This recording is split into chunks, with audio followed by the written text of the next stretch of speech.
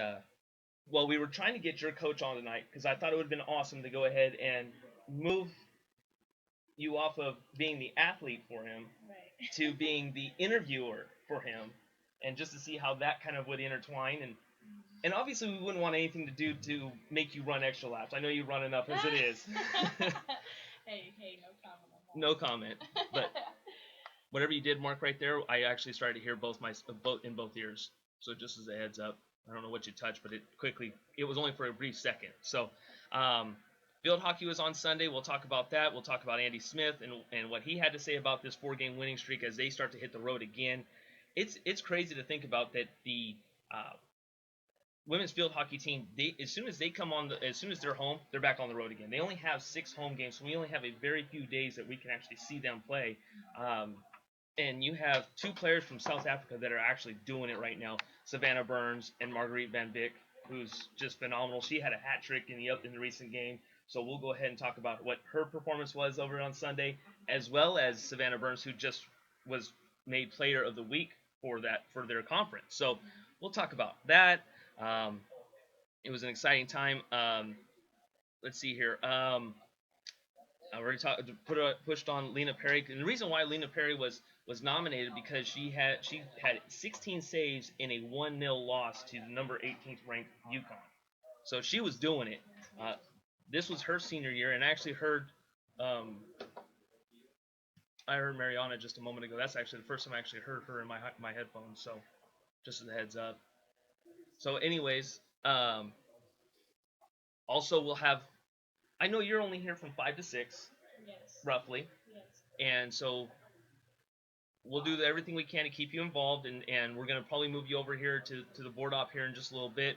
But we also will have Malik Haynes from the men's basketball team here from 6 to 7, and then we'll have 2 gentlemen from the men's baseball team, both for University of Pacific.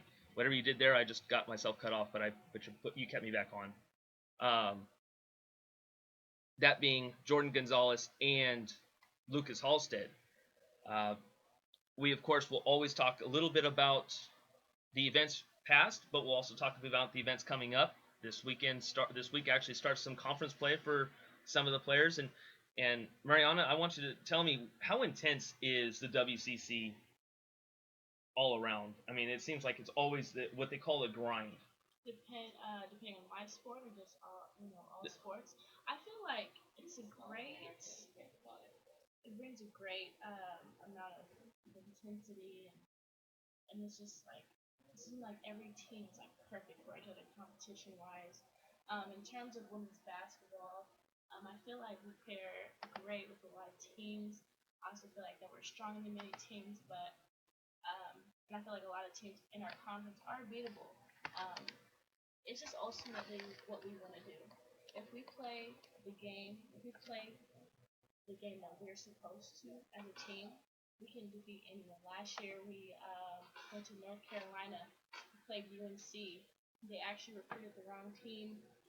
Um, we weren't the Pacific team that they recruited, and we went to UNC and on their home floor and beat them. So when we play Pacific ball, we're able to do whatever challenge that can be thrown at us. So I believe in the group of girls that we have. I feel like Pacific Sports demonstrate great leadership, great fight.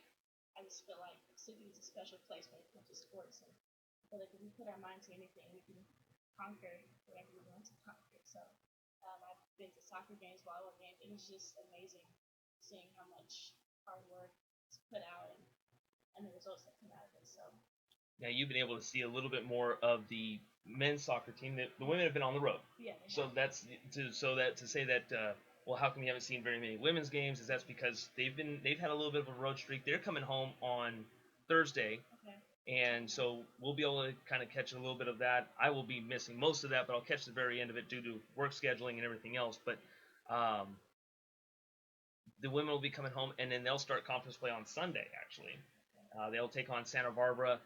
But going back to the men's team, I mean, they're doing a great job. Coach Ryan Jordan over there has really turned that team around from a 1-win team. Now they've already got 5 wins on the season. Yeah. Just went into overtime and got an overtime victory. And talking to Coach Jordan quite a few times, he's actually said these are games where last year and the year prior, we may have lost these games. And so you're starting to see a different dynamic, not just for their certain sport, but I mean, really, you're starting to talk about it in just all around for University of Pacific. Yeah. Women's volleyball just came off of a great win against Cal. Yes, they had a tough loss against Stanford, and we're going to talk about that loss here in a little bit. But I think that all around, even though that was a loss, I think it was still a great victory for Pacific. Great game. Exactly. They learned a lot just as a team. Exactly. And their adversity, it's funny. I was just talking to my teammates. I'm like, the way that they handle adversity, volleyball is just point after point after point. You have to get over that hump. You can't. What's the word? You can't douse in what just happened. So I feel like they handled adversity with that team very well. I feel like they learned a lot as a team. I think that's what's most important when it comes to losses. So I thought it was pretty awesome about our Pacific Tigers.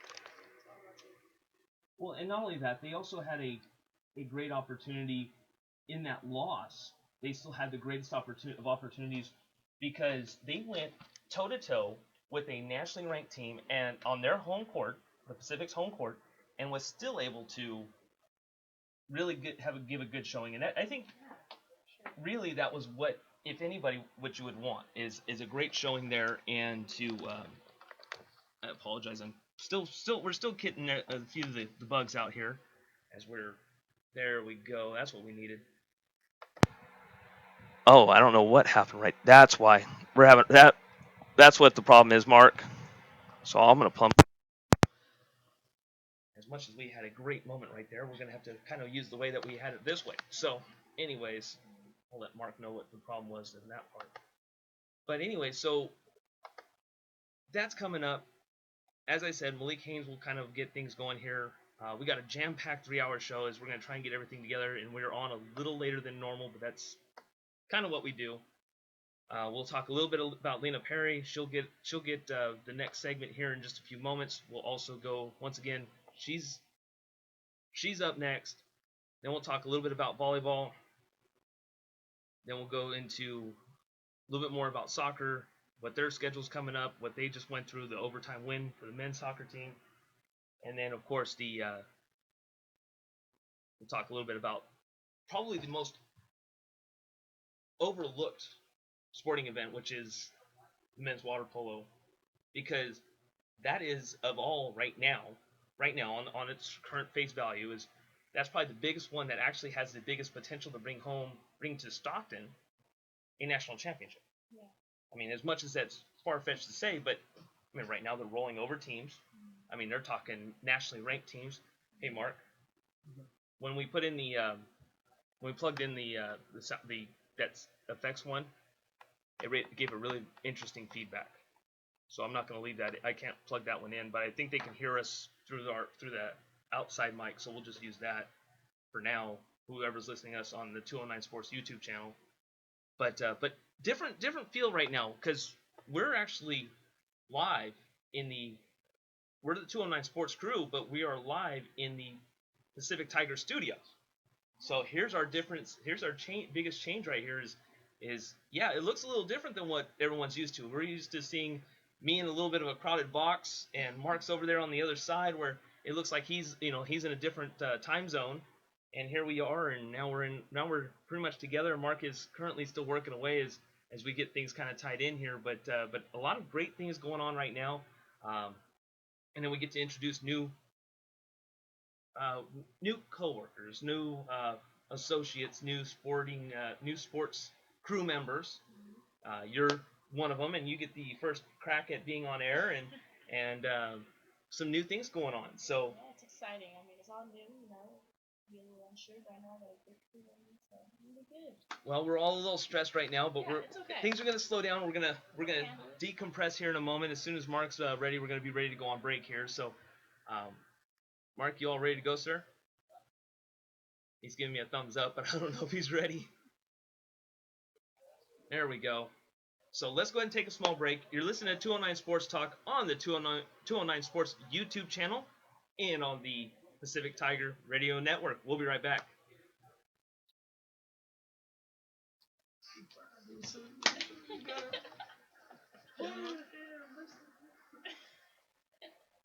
Okay. So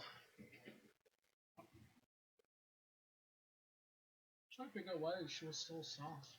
she's so soft because she's using this. Hmm? She's so soft because she's. What are you talking about on our? On the mic. I don't. She's kind of talking too soft too. I already turned it up like super loud. You ain't got a mic? No, she probably need to put her. Oh the yeah, mic just more put it closer closer to to you. you. Pretty much, yeah. And just talk louder. I'm hearing there's a buzz. There's a lot of just a heads up. Yeah, you just have to redo this. Just a lot of the cords are mixed with the AC adapters and all that. That's what makes it a buzz. So we're gonna roll. We need to find a way to separate those two. We're gonna roll the Lena Perry interview. You're gonna introduce it and all that. Yeah, we're gonna introduce it. I don't know.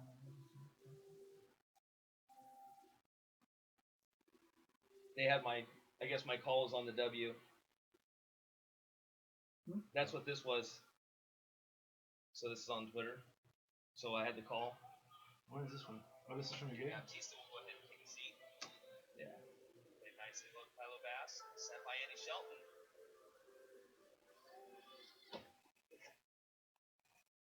Time to be a back today.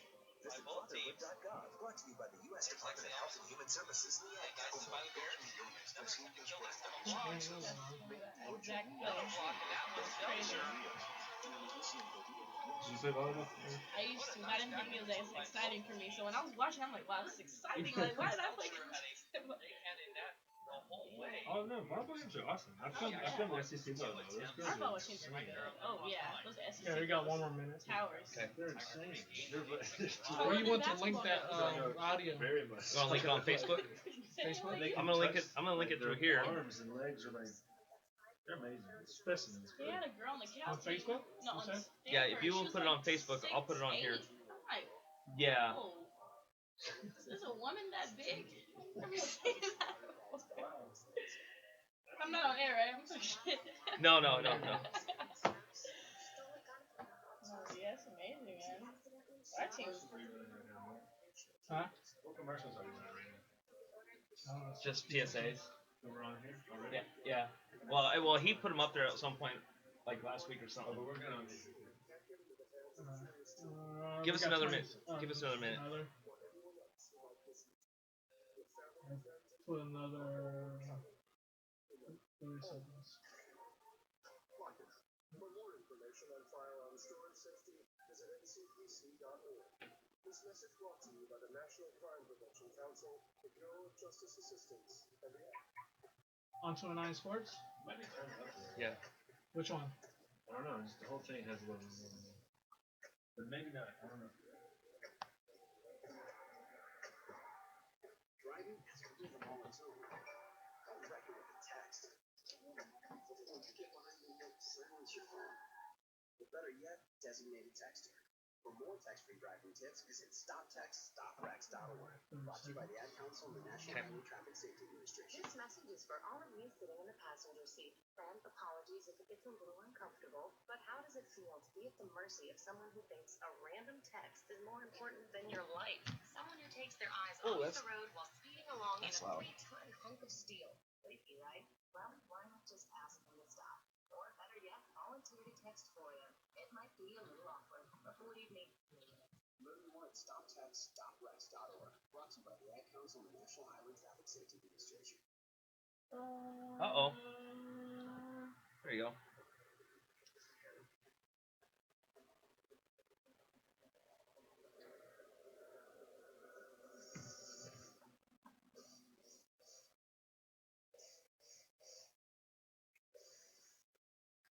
And welcome back to 209 Sports Talk, right here on the 209 Sports YouTube channel and new home, the Pacific Tiger Radio Network. I am JD Jeff Dominic, Mark Itleong, Mr. DJ JOD is to my left, and Miss Moriana Clayton is right next to me to my right. Do you want to say something to anybody that's celebrating a little birthday today? Yes, I want to give a huge birthday shout out to my teammate Tyler King. She's 19 years old today. She is a sophomore shooting guard for us, and When she steps on the court, just make sure you got your hand up. She'll bust it right in your eye. But yeah, she's happy birthday, Ty. So happy birthday from everyone here at the 209 Sports Crew, as well as the 209, or as well as the Pacific Tigers Radio Network. We wish you only the best as far as your birthday and your upcoming season with your partner in crime right to my right. As I'm only borrowing her for part of the day. I swear she's got a lot of work to do, and so we're only going to borrow her just for a little while. But really, what we wanted to do is highlight a specific player here right now, and so Miss King will have to take a seat to the back, and we're going to go ahead and talk about Lena Perry. Lena Perry has had a sensational year, considering that the team itself has had its own little struggles. Currently, just we'll leave the record where it's at because I'm looking forward to the future of women's soccer and not what happened here so far already in this season. That's done and gone. You can't correct that. So Lena Perry has won the Hero Sports Hero of the Week award, and Hero Sports is a sporting news magazine, and I've kind of did a little research on it. It was off of the internet. It looks like it's an internet-based magazine, but also can be dispatched to your own home. But when I found out that she was getting this, or she was even nominated, I sent out the tweet. I retweeted. I watched the Pacific Athletics retweet it. I've seen everybody that wasn't associated with the soccer program necessarily even retweet it. So everyone was completely on board trying to get her the this opportunity to get one of her. I found out this is actually one of her first awards at Pacific. So she actually, and she's one of the leading goalkeepers in saves. So this was, and this is a little old, but it was, to us, it was still fairly new because her and our schedule didn't really jive right away. So we had a heck of a time trying to even get this all set up. So she was able to just take a few moments, sit down with me. We actually sat down, and Mark, are you ready to set that all up? Where here's our interview with Lena Perry, Pacific Tigers goalkeeper. Whenever you're ready. I'm with Lena Perry, Whoa. goalkeeper, senior for University of Pacific Tigers. That was loud. That was unexpected. How are you doing today? Oh, not too bad. I appreciate you taking some time out of your busy Powerful schedule. headphones. Sitting down with So the speakers is on. I wanted to ask you, finally our schedules were able to mesh. It's been a little bit of time, but you won an award. It's the Hero Sports Award. It's all the Hero Sports Sporting News magazine. Just turn down the headphones. Oh yeah. Just that one needed to turn down.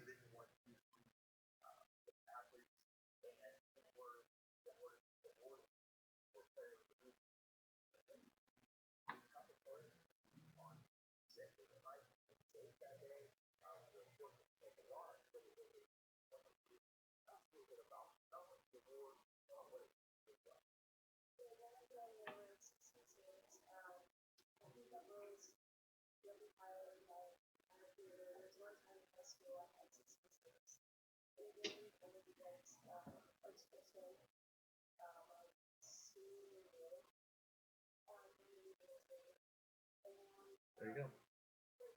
Perfect.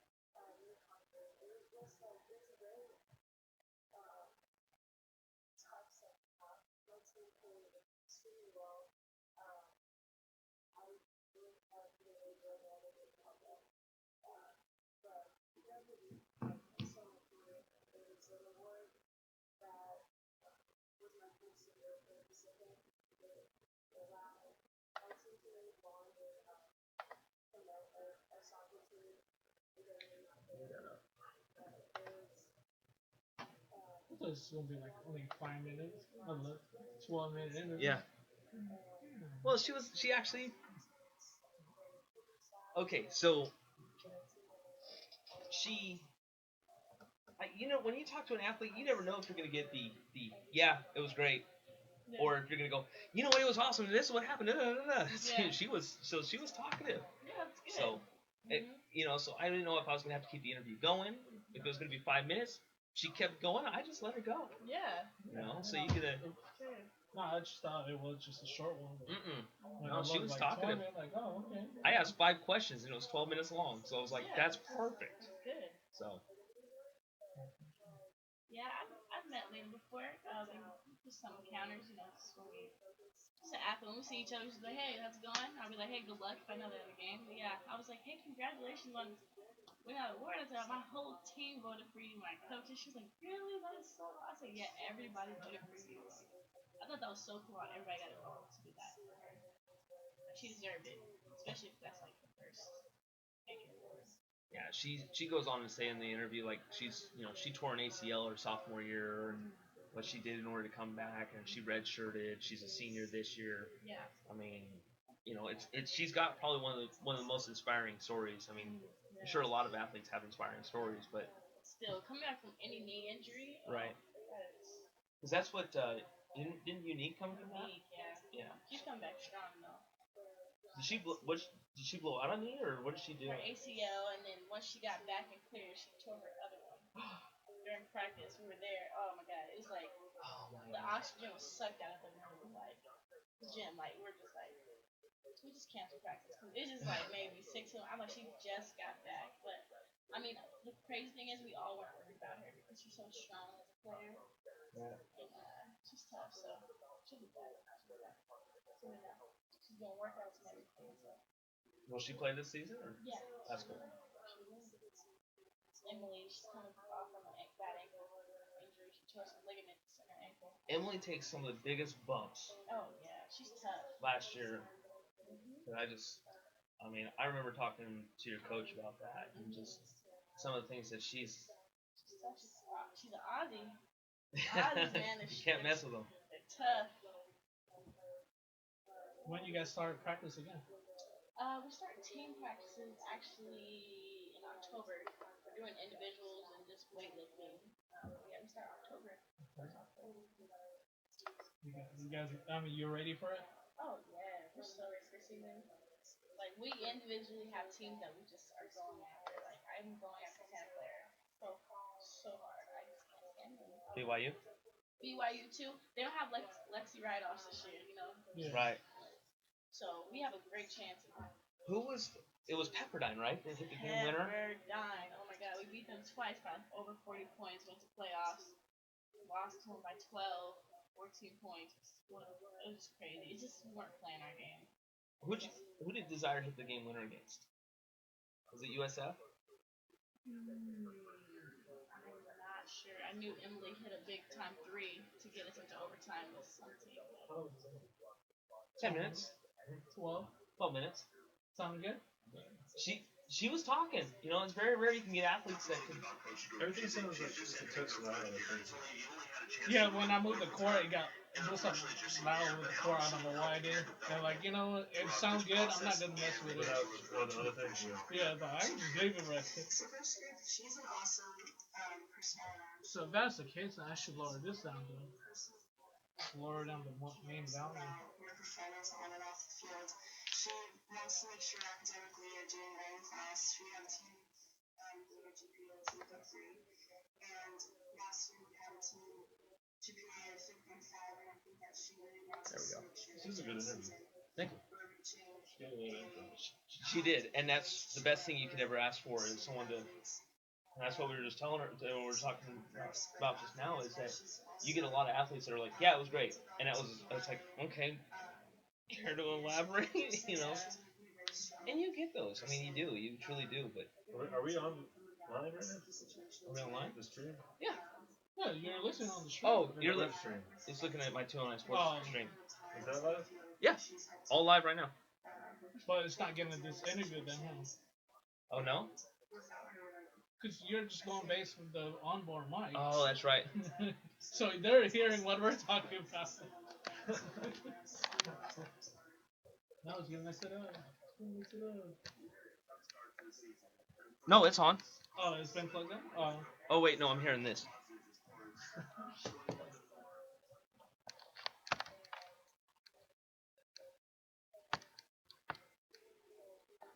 Oh god, like you have the thing on still, like, oh.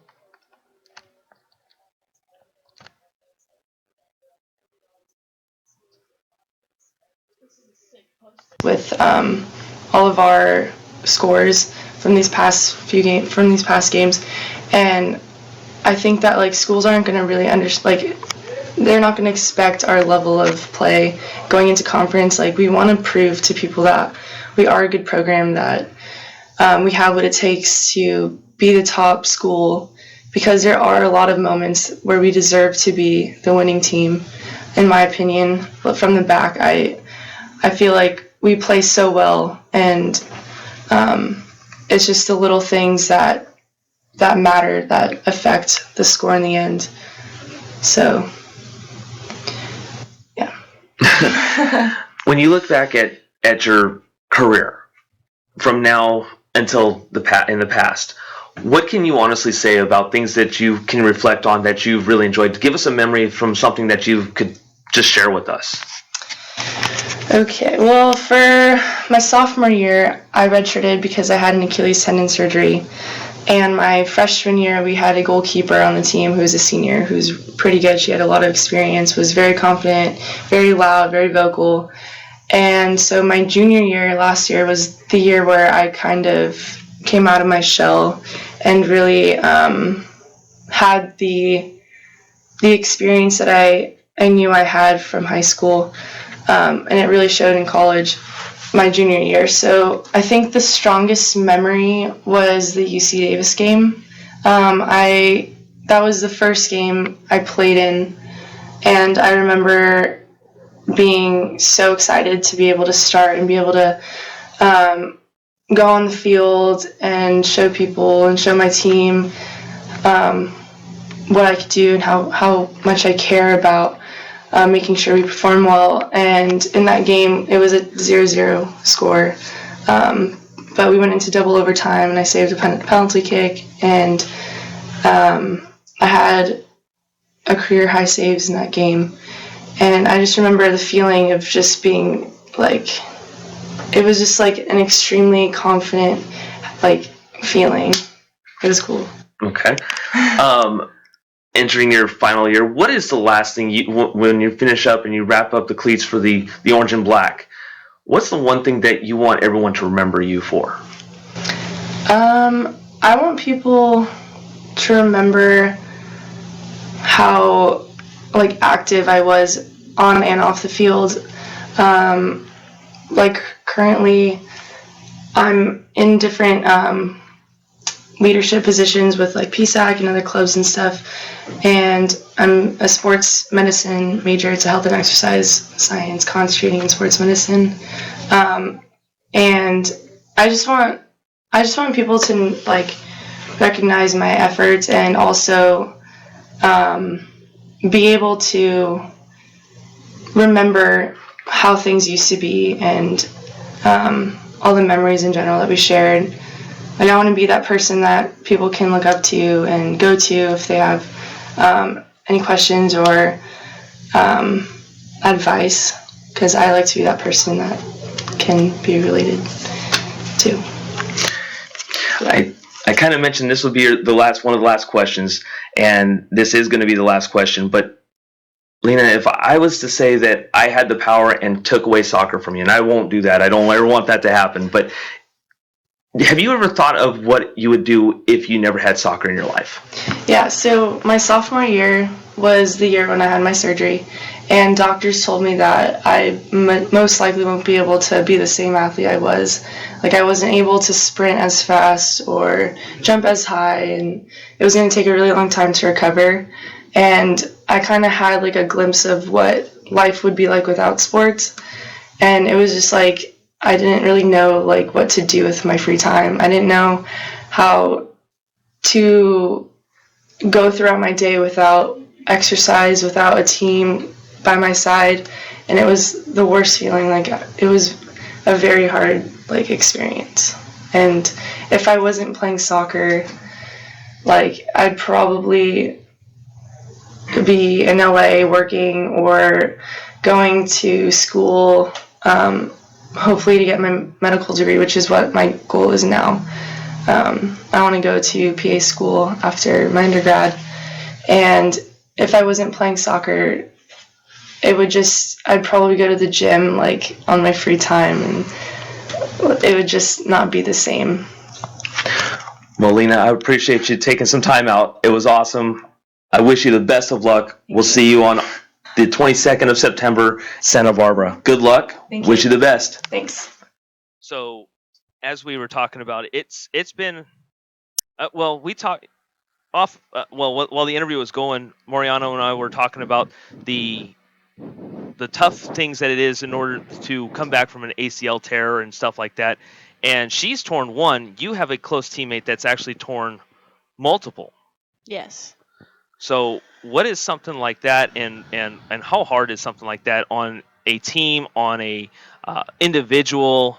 I mean, what kind of feeling did you have when you found out, like when Unique went down, and then you just tell us what it was like? I mean, obviously you've already told me, but tell someone that hasn't ever heard of that or experienced that, and how difficult something like that as a teammate, and what you can only imagine what she went through. Well, thankfully, I haven't had any type of injury like that of any sort, knock on wood. Right. But as an athlete, whether you've had the injury or not, it's just you just feel for that person, and it's just like your stomach, your heart just drops to your stomach, and it's just like you just know like the pain that they're going through is indescribable at the moment, and you know they won't be back for less than a year, so they're gonna have to go through rehab. You just everything just flashes before your eyes, and it's just like wow, like it's really heart wrenching. But yeah, with my teammate Unique Coleman, she is one of the most strongest athletes I've ever encountered. She is just a great person. Very nice girl with nice family, and as an athlete she just works, and you can't do nothing but respect that. And I mean, I'm a firm believer of God not giving someone a challenge that they cannot overcome, and not only has Unique overcome it, she's a pro at it. Like she's in treatment religiously, going every day, making sure her knees back strong. She's gonna come back this season better than ever. I believe in her so much. And any athlete out there coming from a knee injury, I just encourage you, just keep on going. I mean, I know it could be very discouraging. You can get to a place of where you feel like you won't be the same, but I mean, just keep going, just keep pushing through. I think just going through that injury is just so much. It could drain so much out of you, but I mean, it's just something you just have to like experience, see it happen. But yeah, it just sucks. Honestly, just like that, it just sucks. But yeah. So we've actually been able to experience two athletes now that have had torn ACLs. Unique has had two Mhm. on her own. Yeah. Lena Perry, congratulations on your award, but also not only that, your accomplishments, and we only wish you the best of luck coming up in this future as you get ready to take on Santa Barbara on this Thursday, 5 o'clock. Any athlete out there that's listening to this, anybody that is close by, that if you're listening on 209 Sports YouTube channel, if you're listening on to the 91.9, the Pacific Tigers Radio Network, and including on our internet radio station as well, that everything's all intertwined. If you're in the Stockton area, the 209 area, and you're able to make it out to root on the Lady Tigers, and they're going to be taking on, when they take on Santa Barbara, a very good team at Knowles Field, 5 o'clock. Just before that, they start to take on. They'll get into conference play, because then they'll be taking on St. Mary's and St. Mary's Gales, and they're going to be a good team. So, and as we talked about, conference play, it can be a complete, it can be a grind. So yeah, once conference hit, it's a real thing. So let's see what other news we may have with the women's soccer team. They did just come off of a recent loss against UC Davis. That pretty much capped their road trip. They lost 2-1. So, we talked about, okay, we can talk, that what their past is right now, but I'm looking forward to their future. Coach Carrie Scroop is an awesome coach. She's basically had 6 months to work on someone that a team has actually a pretty good sized amount of seniors that are going to be leaving the team. So it's hard to get things in a right direction with seniors that are already going to be leaving. You got a lot of things and that's not saying that they're not working hard for, because I know they are. There's no way in shape or form that their professionalism is not going to show through right now. They're going to be probably one of the most biggest professionals, and they're going to be the best that they can for Coach Group, because it reflects on themselves as well. So I know that when they play Santa Barbara this week on Thursday, they're going to be They're going to be. I think that they could come with a win because I think Santa Barbara may overlook them, and you know this. I mean, you know that teams will overlook you because they think that they're going to be way better than you, or just because of what your season record looks like, they think that they can pretty much manhandle, woman handle you, however you want, whatever you want to insert the cliche term here, and they'll just basically overlook you. Next thing you know, here you are, you punch them in the mouth one time, and then next thing you know, you got the lead, and there's no stopping you. Exactly. And that could start a good momentum for you too. Oh, yeah, it's the sweetest feeling. It really is. So here's looking out to going up against Santa Barbara. What time we got, Marco? I think it is time for a break because we got to say goodbye to. Man. Already, huh? So much fun. So, well, then that means you're going to be back next Tuesday. Of course. Cool. I'm looking forward to it. So we will say goodbye to Mariana Clayton. She will go ahead and because I think you're going to practice. You got study hall. Got study hall. Got to study. So we can't let her be late for that. So thank you for joining us, and we will see you next week. More to come right here on the 209 Sports Show, part of the Pacific Tiger Radio Network and the 209 Sports YouTube channel. We'll be right back.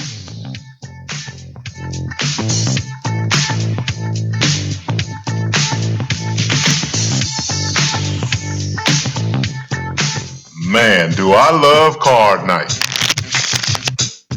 You ready, boys? You got a king? Go, Fish Dad! Oh, come on! This is WWE superstar Titus O'Neil. The smallest moments can have the biggest impact on a child's life. Take time to be a dad today.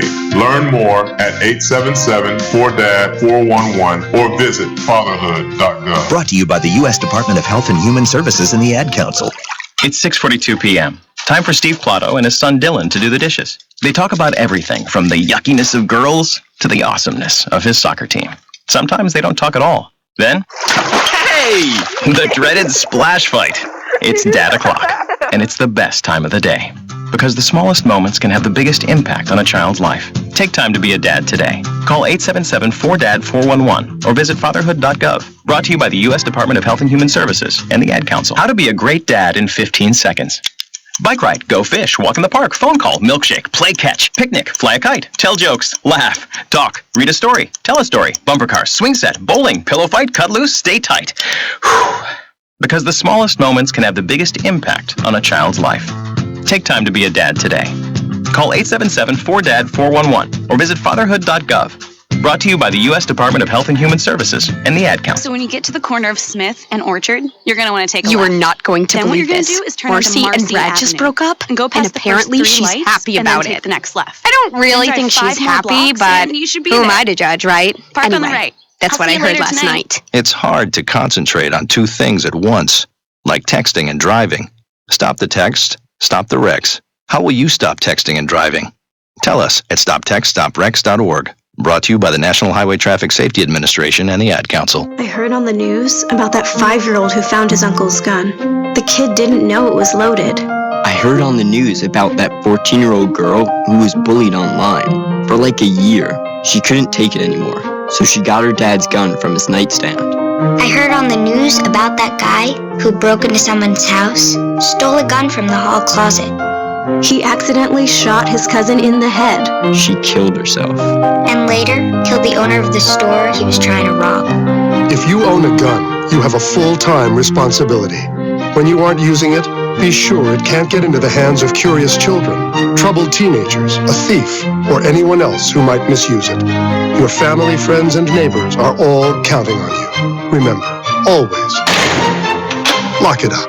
For more information on firearm storage safety, visit ncpc.org. This message brought to you by the National Crime Prevention Council, the Bureau of Justice Assistance, and the Ad Council.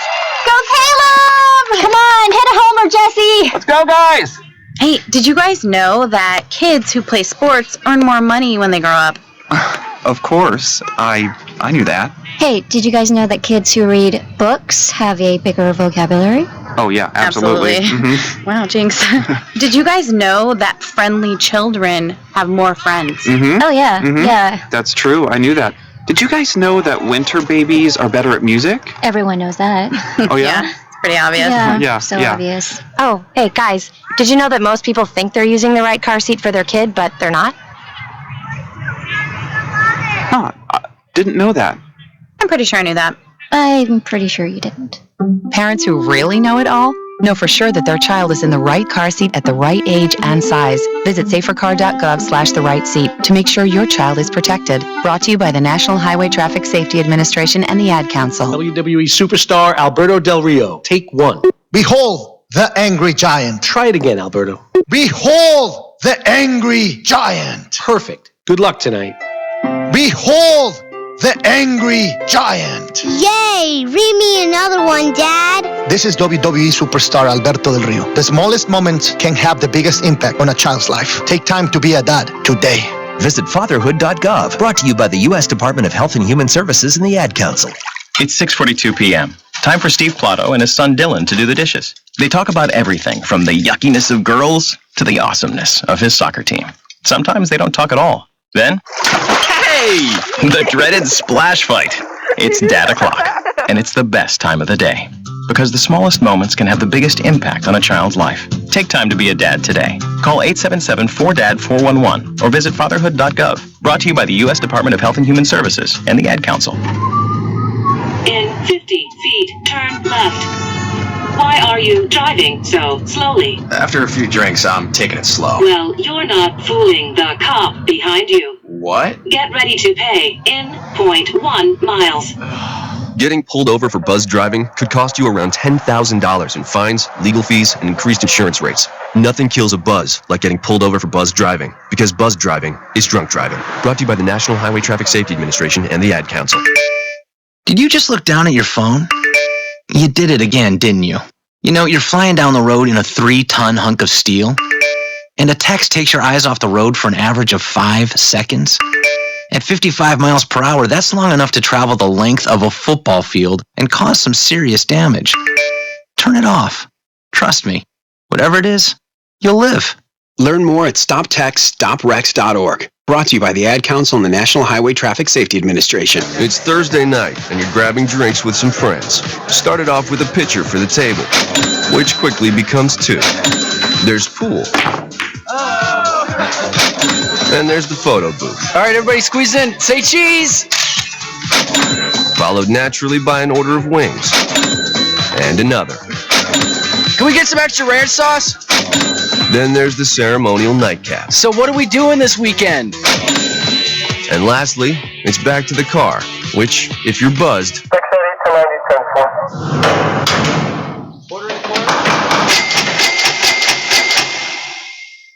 could be the most expensive night of your life.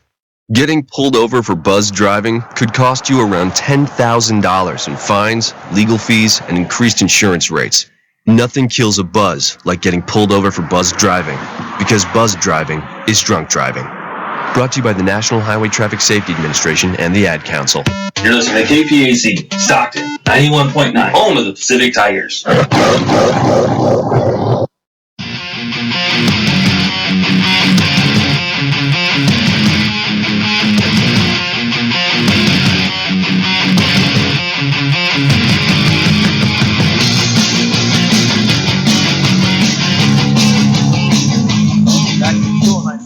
Right here on the 209 Sports YouTube channel and on the Pacific Tigers Radio Network.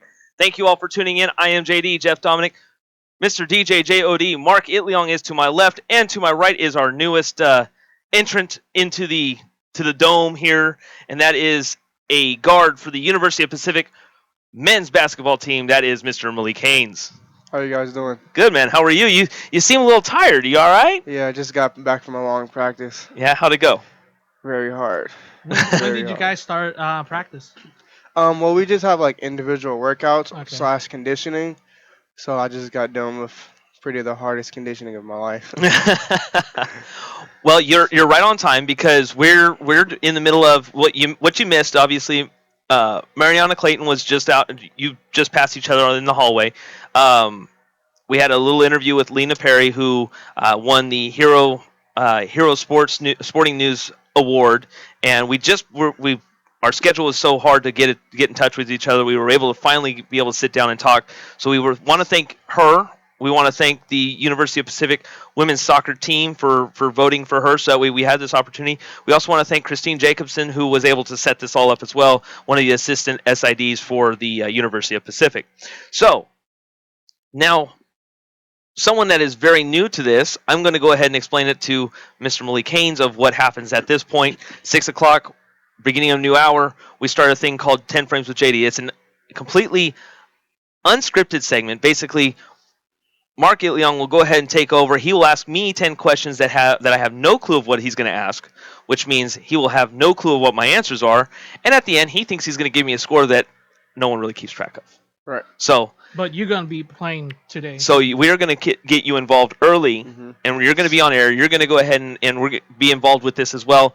So that means you're going to get a score too, which no one's going to keep track of. So, All right, sounds so good. and then later on we'll probably move you to board, and then we'll kind of get you kind of acclimated to that, and then we'll kind of give you an assignment because this is a learning opportunity for you, and we understand that. So we want to make sure that you're not only motivated but extremely excited about being here. So. Sounds great. So that with us putting you on air is the whole intent. Sounds great. Perfect. So, Mr. DJ JOD, Mark Leong, take it away. Let's go play 10 Frames with JD and friends. And friends. Can you hear me? I can hear you. On headphones? Yeah. I can't hear myself. Okay. That's weird. But first questions. Since we were talking about with the ladies soccer, now first question: how good is the men's soccer team for the Pacific Tigers? 5-2 overall record. Winning close games that they didn't win last year. How are you surprised how the team are playing this year? Or? Not really, and the reason why is I think that we started to see a change in the culture early on against Sonoma State. They were the Division II team. Yeah, it was closer than what it should have been, but they were a team that, when we talked to Andres Ochoa, the team captain, he basically said, hey, I want to win 10 games. And they're halfway there as it is. They're starting to get ready to conference play here in about later on this week, I believe.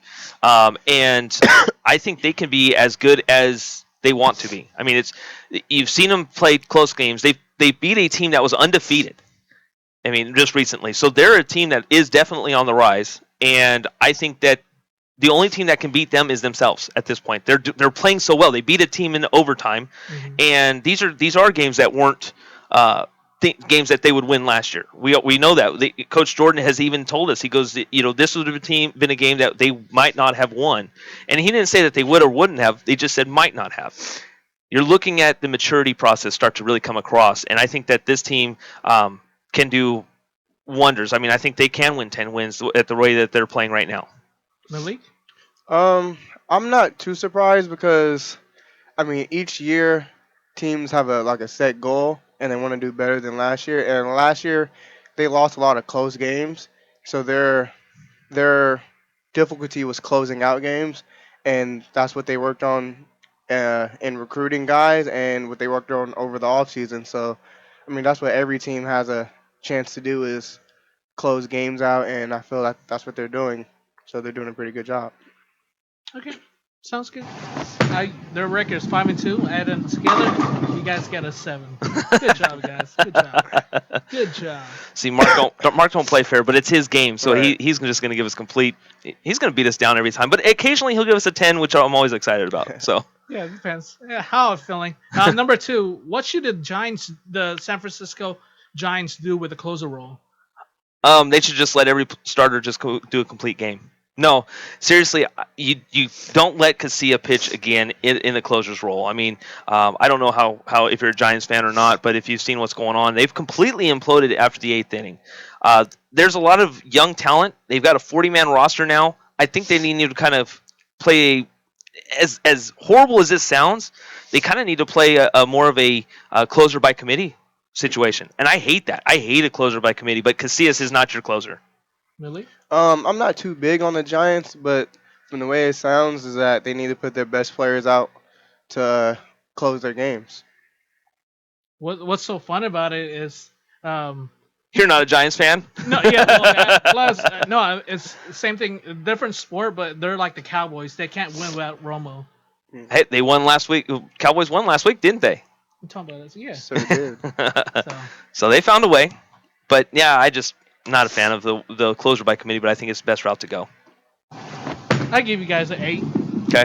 That's when they blow up the lead every time. It's the 8th or 9th. I give you 1 point down. Oh. Oops, hold on. Number 3 with 10 Frames with JD. And friends. Yeah, and friends. It's all about prediction. What game do you see the Tigers women's soccer team winning for the first win? I'm going to say Thursday. They take on Santa Barbara. I think Santa Barbara is going to overlook them. I know that Santa Barbara is a great team. They're 8-1, I believe, right now. I think Thursday could be one of those ones where the Tigers will surprise the heck out of them. I think they will. They have the best. I think any game they have an opportunity to win. I mean, you look at a lot of them. Other than one, was a real tough loss, and I think the Tigers could definitely come away. The women's team could definitely come away with a win starting this Thursday. And if you twisted me to it, they could be 2-0 over the weekend because I think they could also play really well against St. Mary's. Really? I'm gonna say Thursday also because I know a couple of girls on the team. They've been really looking forward to this game. They said this week has been like the hardest practice so far like they've had, and they've been preparing really hard for it. So I'm gonna say Thursday also. I think we need to give them the good mojo. Because every time we attend a game, they always end up winning. We have a winning record when we attend a game. Really? So yeah, right now we're like over the last couple of weekends we've been undefeated. So I think we're going to give the 209 Sports YouTube mojo, the 209 Sports mojo over there. Okay, I give you guys a perfect 10. Boom. Yeah, nice. See? Perfect 10. There you go. What you gonna get out of this? Probably nothing. You can pat on the back, maybe. Thanks for coming. Good job. Have a good day. Number 4, going 1-2 against the two powerhouse Pac-12 volleyball teams. How do you see them doing overall when WCC kicks off? You're talking about volleyball? Yeah, for the volleyball team, women's volleyball. I think they will be able to do enough. I think that they're going to be playing some ranked teams as well in the WCC, and Malik will attest to this. WCC play, I don't think matters what sport it is, and Mariana basically said the same thing, but I won't put words into her mouth. But they basically said that WCC is probably one of the biggest grinds, and I think the Tigers this year will surprise you. I mean, I'm going to talk about the Pac-12 in a little bit. This little Pac-12 WCC showdown. It was an awesome weekend. If you weren't able to attend it, but as far as going into conference play, I think the Tigers could do great. I think the freshman over there for the women's volleyball team has done a great job. The freshmen are great, and you'll never ever rule out the senior captain, Lexi Elman. I mean, I'm still going to say that to this point. Lexi Elman is probably, she's running up the record books in Pacific Tiger history for volleyball. I mean, and it all starts and ends with her. After that, the freshmen are just going to follow suit, and I think if everyone starts to mesh well, I think you're going to have a great team, and I could say that they would have a solid record in WCC play. I'm gonna say that WCC is like very hard in every sport. You can literally beat the best team in the league and then play the worst team in the league and lose. So it's about whoever comes to play that night every night, and I think they can do really well. I actually attended a couple volleyball games this far, and Lexi's one of the best players on the team, has a lot of kills, and the freshmen, I'm very surprised how much time they're getting and how well they're playing, and then Katrin, very good also. So I think they'll have a pretty good, decent year. This has nothing to do with the question, but you were talking about how you'll beat one team, like one of the best teams, and lose to the other. Right. Are you guys, for you, if we're playing basketball, do you guys like overlook teams like that, or? It's just that you're tired. Yeah, you play the hardest. Like last year, we beat BYU at BYU. Oh, that was huge. One of the biggest wins in Pacific history because BYU was like 20,000 seats and whatever. Their arena is bigger than some NBA arenas. And then next week, we beat them on a Saturday, and then we play San Diego, who's last in league, and we lose to them. So it's like it's any given night you can win or lose. Yeah, it's not a guaranteed win or a guaranteed loss to any team, no matter who it is. Doesn't matter what's on the papers. Exactly. What you bring and then, of course, you have an emotional breakdown. I mean, you ride high off of a certain win, and you think that you're on top of the world. And sometimes you play, like you said, San Diego, and it can be a complete smack in the face and back to reality kind of thing. Yeah, exactly. Okay. I like that. Cool. I give you a 9. A 9. He's tough. Yeah, A 9. Okay, number Okay, number 5. I don't know how much you know about this, but what are you expecting to see from the Delta's college football team this weekend against Siskiyou? Siskiyou. You know, after this last loss, I'm going to say that defense. I mean, that's really what's come down to. I had concerns when they won the other night against De Anza, and there was a lot of missed tackles, a lot of blown coverages, and that happened to go over this last weekend. I believe it was against Santa Rosa. Coming up this week, if they're going to do that same thing, and you know what, I believe you came from a junior college, correct? Yeah. So you know as how hard it is to mesh well with a junior college atmosphere in a small time span. You have to learn the coaching techniques. You have to learn their brand of football, in this case, or in your case, basketball. You have to be able to understand in a 2-year span and try and find a way to make a winning program out of it. Right. That is probably one of the hardest things to absolutely do, and I give credit to any junior college coach that tries to do that and is successful on a regular basis, because it is absolutely hard to do. And yet, but with that being said, Delta College was riding high off of the Iron Bowl Classic win, when they won their bowl game. Now they lost a lot of sophomores. Now juniors off into their own to their own significant colleges and wherever they're at now.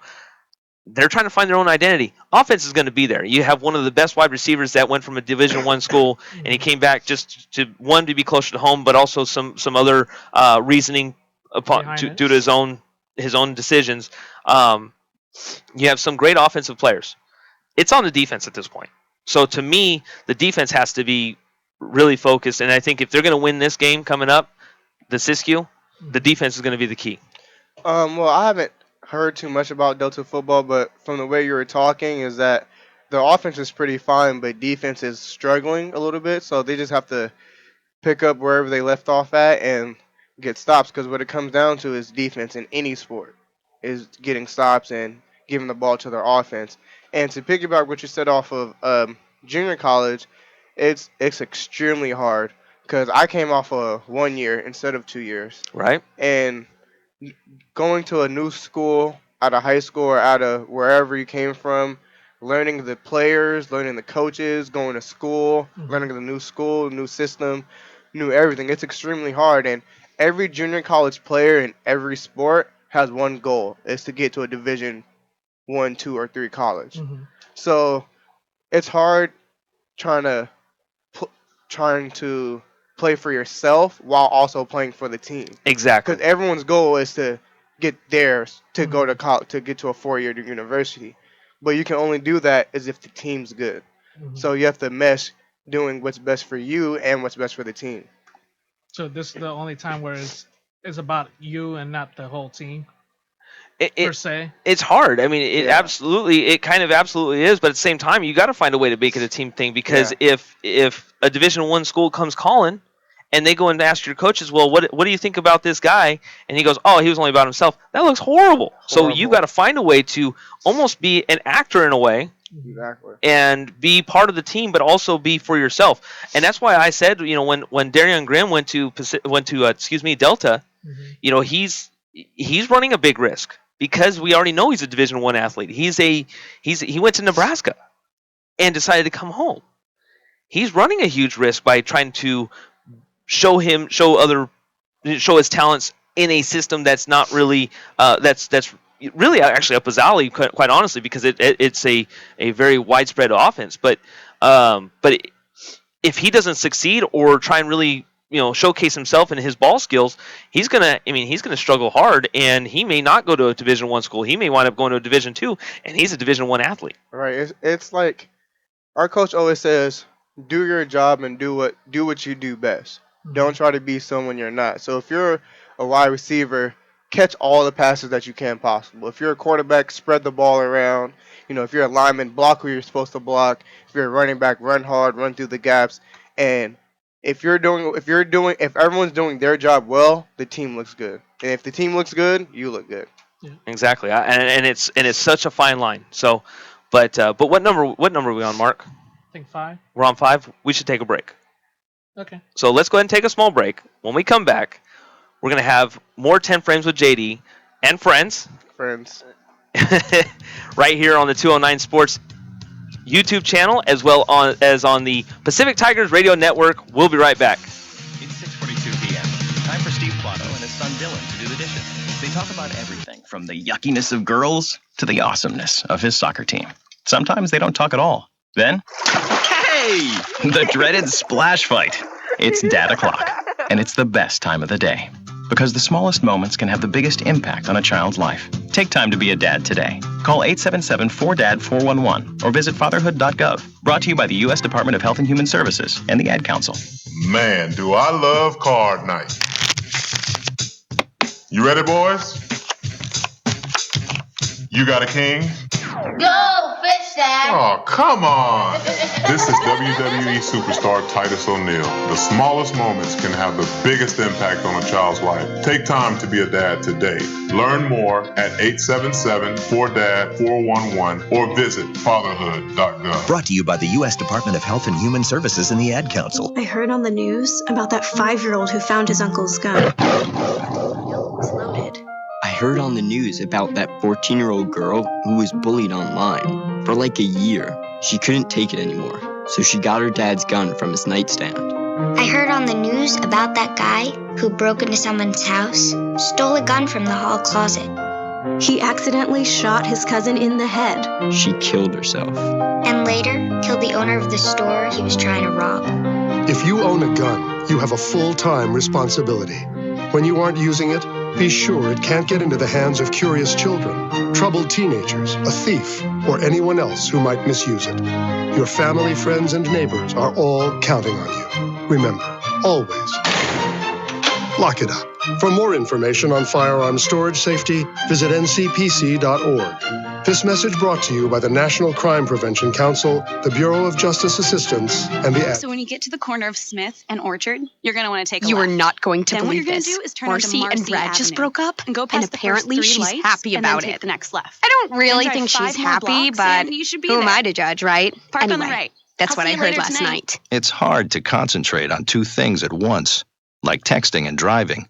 Stop the text, stop the wrecks. How will you stop texting and driving?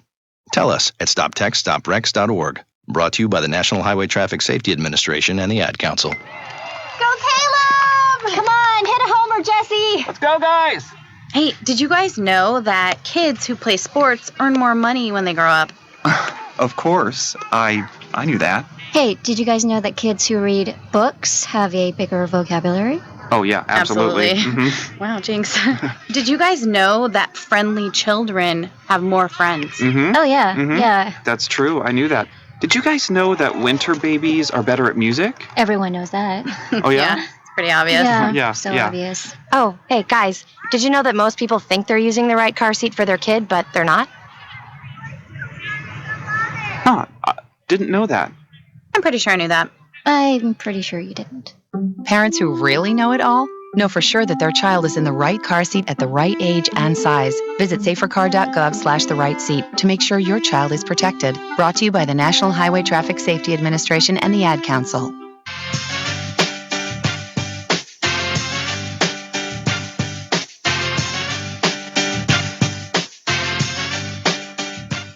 Oh, yeah. Still one of the classics.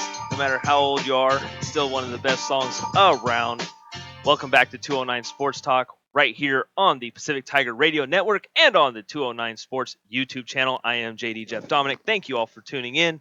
Alongside with me is Malik Haynes of 209 Sports, but also part of the University of Pacific men's basketball team. So, but for now, he is part of 209 Sports. So there. And alongside also is Mr. DJ JOD, Mark Itliong. We were in the middle of 10 Frames with JD and Friends now. We got to dub it. We changed the name of it a little bit, but we were just in the middle of it. So, Mr. DJ JOD, the mic is yours. I feel like it's Marky Mark and the Funky Bunch. Right? Well, I mean, you know, I wouldn't go that far. I mean, that's kind of mean. I think you just want to hit the gutter. Huh? No, I don't. Number 6. You can't do that on the first night. Not with Malik. Okay. I mean, if it was me, I understand. What's your football team, Malik? My favorite football team? Seattle Seahawks. Uh-oh. We got That's the all Ni- right. we got I don't have Niners no and- hard feelings to them. We got Niners and Seahawks in this house. I don't have any hard feelings. I'm completely unbiased and Well, no, this question sounds a bit good then, since you guys are division rivalries. Okay. Which 49ers do we expect to see the most this season? The one against the Rams, where they shut out the Rams? Or do they get the beatdown type like they did last week against the Carolina Panthers? Malik, go ahead and take that one because I think I know where I'm going with it. But I mean, you're a Seahawks fan. I'll let you have it. I think they're like an 8-8 team. Like they play good against some teams and bad against other teams.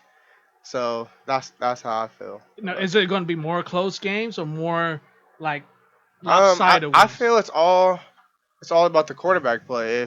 If he doesn't turn over the ball, and if the defense plays how they're supposed to play, then they have a chance to win any football game like any team does. But if you turn over the ball 2, 3, 4 times, then it's gonna be a long night.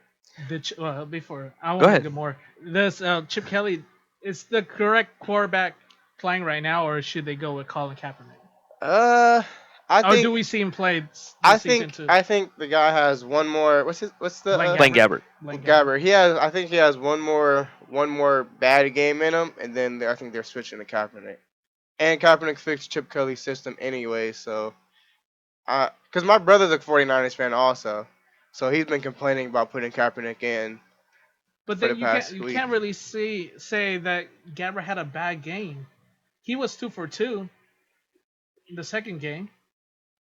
First game, I forgot what's the stats, but He had a good game the first game. yes, Yeah, it's- he did. What's considered a bad game? I talked to a lot of 49ers fans. I don't know if JD's gonna say yeah he had a bad game, but I don't know what's considered a bad game. I just feel like Kaepernick fits Chip Kelly's system more up tempo, more if because they do a lot of read handoffs, Mhm. and most of the time they're giving it to the running back every single time because Gabbert's not really effective with his feet like Kaepernick would be. Mhm. So if they give it, they put Kaepernick in and then do the read option, then they'll keep the defense really honest instead of putting 8 in the box and going straight for the running back. Well, Kaepernick can fake it and pull and run for 15 yards. Yeah. Okay. Okay, I like so that. Let's talk to the Niners fan right now. so last season, the San Francisco 49ers opened up against who? The Minnesota Vikings. They had a great start to the season. Mhm. So what's to change from what they did last season? After that, they fell off the rails. I mean, they completely fell off the rails. So to me, you could absolutely see what we saw last season happen this season. They had a great first week, completely fell apart, and then we saw that they basically didn't win anything really significant after that. Can they run with the Seattle Seahawks? I don't think so. But then again, the Seattle Seahawks have a lot of issues as well. I mean, their offense has a bunch of issues. Russell Wilson's dinged up. Their running game is obsolete. We don't know who Jimmy Graham is anymore. I mean, their weapons are they're lost. So it's kind of weird when you start to think, okay, the Niners just beat the Rams, but the Rams just beat the Seahawks. Mhm. Are the Niners as good as the Seahawks? No, I don't think so. Talent-wise, no. If Russell Wilson is healthy, if that offensive line can get it together, that the Seahawks are still the team to beat out of those 3 teams. Still, in my opinion, I don't care what the Rams beat the Seahawks. I get it, but they're still the better team lost. That's all. I mean, in my opinion. You said better team beside the Cardinals. I left the Cardinals out for a Okay. reason. I think the Cardinals. They're the not Cardinals by and themselves. yeah, the Cardinals and the Seahawks are going to be 1-1. I mean, it's 1A, 1B. So that's why I left those out. But I think as far as the Niners go, the team we saw this last weekend is not the team we're going to see the rest of the season. The team we saw in Week 1 is not the team we're going to see in the rest of the season. Do I say that they're 8-8? Honestly, if I saw an 8-8 team, I'd be happy. I think we're still looking at a team that's still more like 6-10. So I mean that's kind of where I'm at. I mean they're playing one of the hardest first 5 weeks of the season, and I mean I do agree that the Blaine Gabbert isn't necessarily the quarterback for this team, but he's the one that won't turn over the ball as much. So I think that those guys, that team itself is going to be really on. I think they're going to be that 6-10 team. I just don't think we didn't see the true team so far the first 2 Do we weeks. see Colin Kaepernick playing? anytime soon, or I would say week 6. I mean, by week 6, we probably will see him as a new starter. So that's where I'm kind of looking at with it. okay? So as Mark continues on with 10 frames with JD and friends, we have a couple other visitors behind us. They will be getting involved in here in just a few moments. So you have Jordan Gonzalez and Lucas Halstead, and they're probably who you can see that just walked in on us that because we are streaming live as well. So, but anyways, Mark, go ahead and continue on. I give you let's go 6, and he gets an 8 because he sees Niners going 8 and 8. You go 6 and 10. Ain't right. At least you didn't say 11 or something bigger. That ain't right. Number 7. Are you a wrestling fan? Who? Wrestling? Wrestling? WWE fan? Not really. Not really? Okay, I'm just gonna ask you this question. WWE Clash of the Champions is this Sunday. What match or matches are you looking forward to see? None. I'll be honest. I haven't really even been keeping up on it right now. I've kept up on SmackDown, and so I know I'm getting a gutter ball for this, so I get it. But okay, if I'm gonna go there, I'm looking forward to the women's championship match. I think that they've been able to put on a show lately. Mm-hmm. I think they've been able to put on a bigger show than anybody else so far. So I'm gonna say the women's championship match with Charlotte, and I think it's a triple threat. So. Millie, you want to say something, or you want to pass it? Yeah, I'll pass on that one. He'll get 10 just for that. Your player didn't pick up the ball for it. Like he just walked away. He dropped the mic. I'm done. Number. You didn't give us a score. Yeah. You just. You didn't even allow me to pick it up. All right. Yeah, you didn't pick it up. Number 8. Okay, so if you were allowed to play any sport beside the sport you're playing right now, what would it be? Football. I used to play football when I was younger. I would play wide receiver, cornerback, safety, or running back. Mm-hmm. I liked that sport just as much as basketball growing up, and I just felt I would have a better career in basketball. So then I stuck with that. But I like football a lot. I love watching college, NFL. I like playing it. I think I'm pretty good to play it, and yeah. What college team would you like to play if you were allowed to choose any team? I mean, the most dominant team is Alabama. There you go. By far. So I think would be any person's dream to play at Alabama. Okay, sounds good. I like that. So if I had an opportunity, and it's not because of who just walked in, but I would probably say baseball, just because you look at what people have done. You know, you have Cabrera and guys from the Houston Astros that are doing great right now, and then you get a chance to meet someone like Luis Mejia, who is able to do what he did the last couple of years. I actually can look at him eye level, so I can say that I would probably wanted to play baseball because people like that are what motivate me to continue on with playing sports sometimes. So even though I can't do it collegiately or professionally or anything like that, and there's also that problem of that I suck at it, but I think that's what I would go with it. Okay, sounds good. Seattle Mariners fan, how you like that with Modesto Nuts partnership affiliated with the Seattle? I think that's cool. I'm actually excited. I might actually go check them out. I mean, I really might go check them out now. Okay. Not just in Stockton. I give you guys a 8. Cool. Nice. Sounds good. Number 9, playing in the sport, what's the number one thing you hated the most? Conditioning, a specific type of drill? The worst is getting back into shape. So, like, say the season's over, you guys take a couple weeks off, and then you got conditioning coming back. That is by far the worst ever. Because you're automatically just tired on, like, the first drill you do or the first anything, and it's really hard getting back into shape, but it's really easy to fall out of shape. JD? Oh, geez, it's been so long since I've been in sports, but I did hate running so much. I mean, it was probably one of the. I mean, I was playing football a lot, so it was doing the 40s. Then they would make you go back and forth all the time. I hated doing that. I love doing drills. I love tackling drills. I love doing anything that was physical. But once you start running, I'm like, I'm out. About up downs. You love up downs? I didn't mind up downs. I didn't mind up downs. I swear. With the pads and all that. No, I didn't mind those as much. I actually did not mind those. God, crazy. So. Do they do that for basketball too, or up downs? For basketball, we do a lot of like. Which is more running wise. Yeah, more a lot of running, but we do like a lot of push-ups, sit-ups. Sometimes we actually do up downs before, like we call them burpees. Yeah, there you go. Yeah, those are terrible. See, he agrees with me. I never said I wasn't disagreeing. I just said that I didn't mind them. I give him 10. I give you a 4. One more question. Last question. Last question. What is the hardest thing being a student and an athlete at the same time? Ooh, the hardest is just being on top of everything and just being focused and just having that dedication and that drive to be a Division I student athlete. It's like every day there's something. There's practice, there's meetings, there's class, there's homework, you got to study, there's quizzes.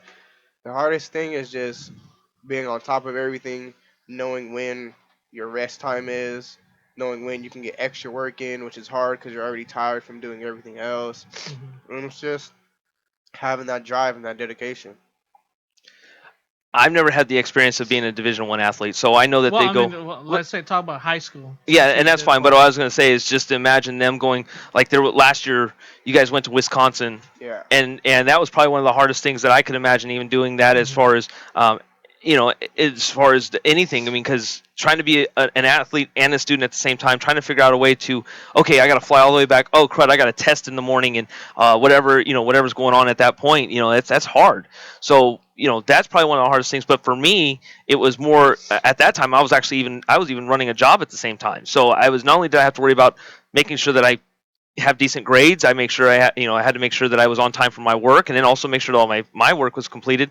And then I still had to find a way to get home and get some sleep. So that's probably another thing that's probably extremely harder on these guys is something like that. So I can only imagine what they're going through. But yeah, I mean that's probably one of the hardest things I've ever had to go through, especially my senior year.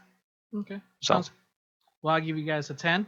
Cool. For the last question. All right. 10 friends with JD and friends. And friends. So let's go ahead and wrap this portion up. When we come back, we'll have one of the baseball guys going to go ahead and join me, and we'll move Malik over to he'll be running the board here next. So more to come right here on the 209 Sports Talk on the Pacific Tiger Radio Network, as well as on the 209 Sports YouTube channel. We'll be right back.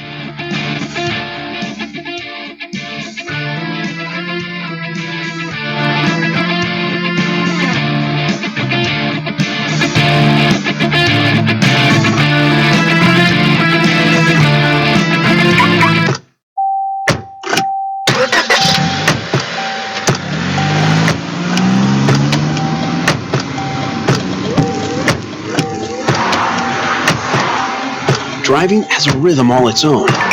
Don't wreck it with a text. Before you get behind the wheel, silence your phone. Or better yet, designate a texter. For more text-free driving tips, visit stoptextstoprex.org. Brought to you by the Ad Council and the National Highway Traffic Safety Administration. Go Caleb! Come on, hit a homer, Jesse! Let's go, guys! Hey, did you guys know that kids who play sports earn more money when they grow up? Of course. I knew that. Hey, did you guys know that kids who read books have a bigger vocabulary? Oh, yeah, absolutely. Mm-hmm. Wow, Jinx. Did you guys know that friendly children have more friends? Mm-hmm. Oh, yeah, yeah. That's true. I knew that. Did you guys know that winter babies are better at music? Everyone knows that. Oh, yeah? It's pretty obvious. Yeah, so yeah. obvious. Oh, hey, guys, did you know that most people think they're using the right car seat for their kid, but they're not? Huh. I didn't know that. I'm pretty sure I knew that. I'm pretty sure you didn't. Parents who really know it all know for sure that their child is in the right car seat at the right age and size. Visit safercar.gov/the-right-seat to make sure your child is protected. Brought to you by the National Highway Traffic Safety Administration and the Ad Council. It's 6:42 p.m. Time for Steve Plato and his son Dylan to do the dishes. They talk about everything from the yuckiness of girls to the awesomeness of his soccer team. Sometimes they don't talk at all. Then, hey! The dreaded splash fight. It's Dad o'clock, and it's the best time of the day. Because the smallest moments can have the biggest impact on a child's life. Take time to be a dad today. Call 877-4DAD-411 or visit fatherhood.gov. Brought to you by the U.S. Department of Health and Human Services and the Ad Council. I heard on the news about that 5-year-old who found his uncle's gun. The kid didn't know it was loaded. I heard on the news about that 14-year-old girl who was bullied online. For like a year, she couldn't take it anymore, so she got her dad's gun from his nightstand. I heard on the news about that guy who broke into someone's house, stole a gun from the hall closet. He accidentally shot his cousin in the head. She killed herself. And later, killed the owner of the store he was trying to rob. If you own a gun, you have a full-time responsibility. When you aren't using it, be sure it can't get into the hands of curious children, troubled teenagers, a thief, or anyone else who might misuse it. Your family, friends, and neighbors are all counting on you. Remember, always, lock it up. For more information on firearm storage safety, visit ncpc.org. This message brought to you by the National Crime Prevention Council, the Bureau of Justice Assistance, and the Ad Council. Did you just look down at your phone? You did it again, didn't you? You know, you're flying down the road in a 3-ton hunk of steel, and a text takes your eyes off the road for an average of 5 seconds. At 55 miles per hour, that's long enough to travel the length of a football field and cause some serious damage. Turn it off. Trust me, whatever it is, you'll live. Learn more at stoptextsstopwrecks.org. Brought to you by the Ad Council and the National Highway Traffic Safety Administration. How to be a great dad in 15 seconds. Bike ride, go fish, walk in the park, phone call, milkshake, play catch, picnic, fly a kite, tell jokes, laugh, talk, read a story, tell a story, bumper car, swing set, bowling, pillow fight, cut loose, stay tight. Whew. Because the smallest moments can have the biggest impact on a child's life. Take time to be a dad today. Call 877-4DAD-411 or visit fatherhood.gov. Brought to you by the U.S. Department of Health and Human Services and the Ad Council. It's Thursday night, and you're grabbing drinks with some friends. Started off with a pitcher for the table, which quickly becomes 2. There's pool. Then there's the photo booth. All right, everybody squeeze in. Say cheese! Followed naturally by an order of wings. And another. Can we get some extra ranch sauce? Then there's the ceremonial nightcap. So what are we doing this weekend? And lastly, it's back to the car, which, if you're buzzed,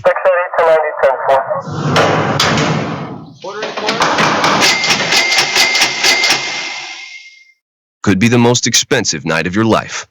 Getting pulled over for buzz driving could cost you around $10,000 in fines, legal fees, and increased insurance rates.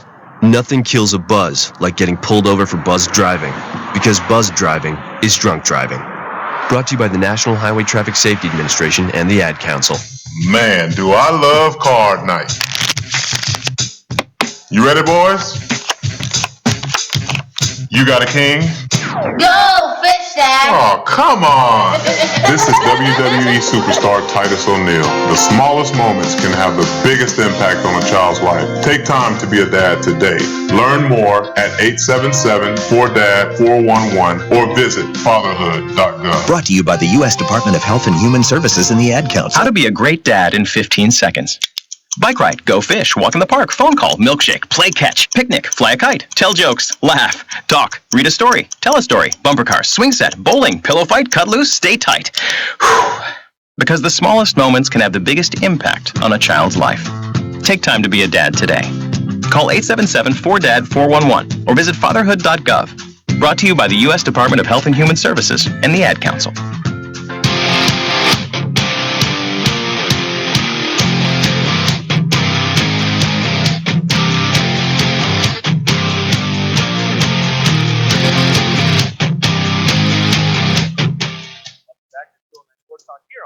Sports YouTube channel.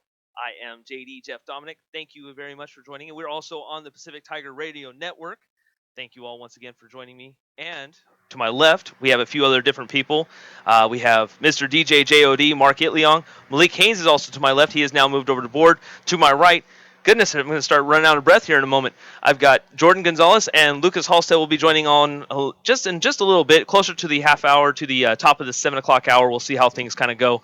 But Jordan, how you doing, man? Doing well. Thanks for having me. Oh man, well you're part of the 209 Sports crew now, so it's not necessarily having you. It's thank you for joining. Yeah. So it's awesome that you're here, and If you missed the first, where are we at right now? We did run a little late, so if you missed the first hour and 45 minutes, you missed the interview with Lena Perry, who was the Hero Sporting News Athlete of the Week. That was a couple weeks ago, actually, but we were able to sit down and finally talk with her.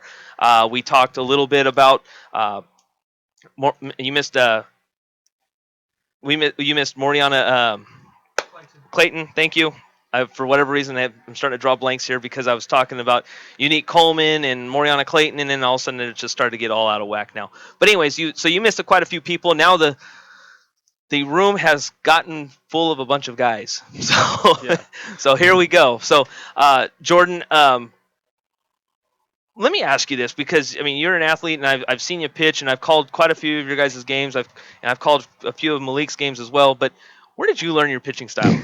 You knew that was coming up, and I just had to bring that out to you because I call, no offense, but I actually have called it like herky jerky. Yeah. Well, it's funny you say that. So like when growing up, I always had pretty clean, I guess you could say, crisp mechanics, like Will Leiden, I guess you could say. Okay. And a big thing to getting noticed by college scouts and professional scouts is obviously velocity.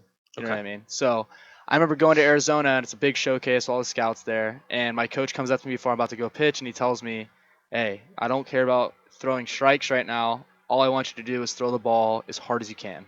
That's all that's going to get you noticed. Really? So, yeah. So I ended up going out there and throwing the ball as hard as I could, and I'm grunting. I can tell I'm getting out of whack with my mechanics, but it was the hardest I ever threw. I remember I think I hit like 91 or something like that like junior year.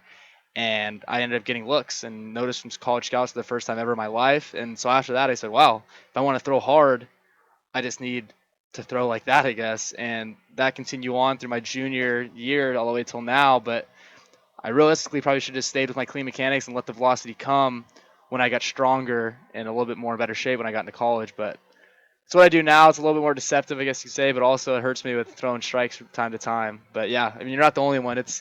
I've been called an aggressively violent, like Tyler Clippard pitcher, I guess you could say.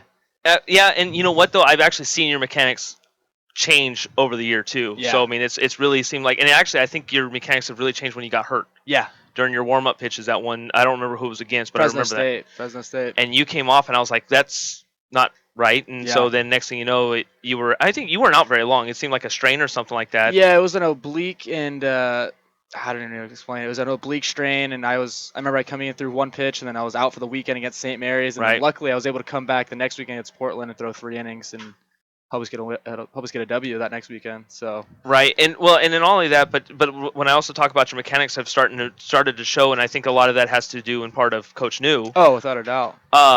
But your strikeout to walk ratio and your strikeouts have actually kind of started to increase as well. Yeah. And I think that's really, you're starting to see that, okay, it's not as herky-jerky as it used to be, but it is starting to really start to take shape now. Yeah, I mean, our past pitching coach, he gave me a little, he had a good idea, but I mean, with New being a professional pitching coach, it's a lot better. It's night and day. I mean, he's able to know the game a lot better, and I mean, he added more fluidity in my mechanics, and it helped me throw more strikes, and he helped me understand the game more of a pitcher mentally. And I think knowing how to set up hitters and how to go after them, especially in the fall, we worked on that constantly. So it worked out pretty well for me.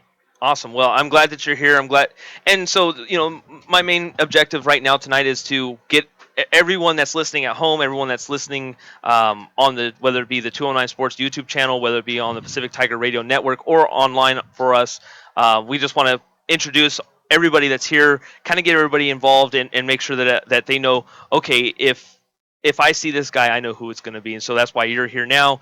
Lucas will be on here in just a little bit. Malik was on earlier. He actually was able to hang out and do 10 frames with JD and friends now. So it was awesome. We had a great moment.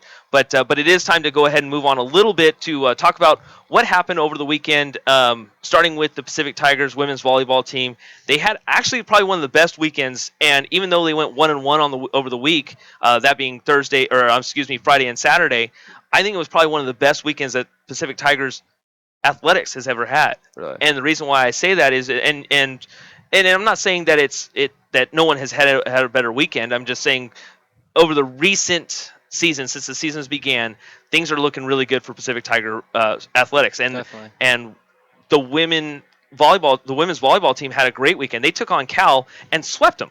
Yeah. I mean, and not only did they sweep them, they completely dominated them. I mean, going 3-0. I was fortunate enough to be on the call on that, and might want to move your cell phone. It's making that buzz. Someone's got a cell phone. Oh, it's yours. Is it making a buzz? There you go. There you go.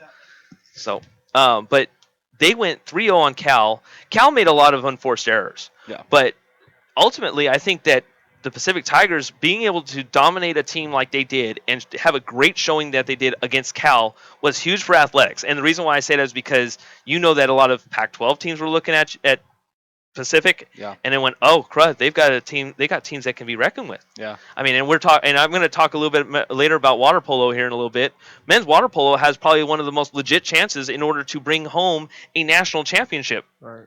I mean, how huge is that for not only Pacific, but for water polo, for you? I mean, you being juniors and coming in here still in your final couple of years and knowing that a Pac-12 team just got beat like that, that's going to help Coach New. Yeah. That's going to help Coach Coach Stoudemire. That's going to help Coach Bradley Davis. But it definitely is going to help Coach Gibbons, who had a great showing against Cal. And then you go on and take against a team like Stanford, who was one of the top nationally ranked teams.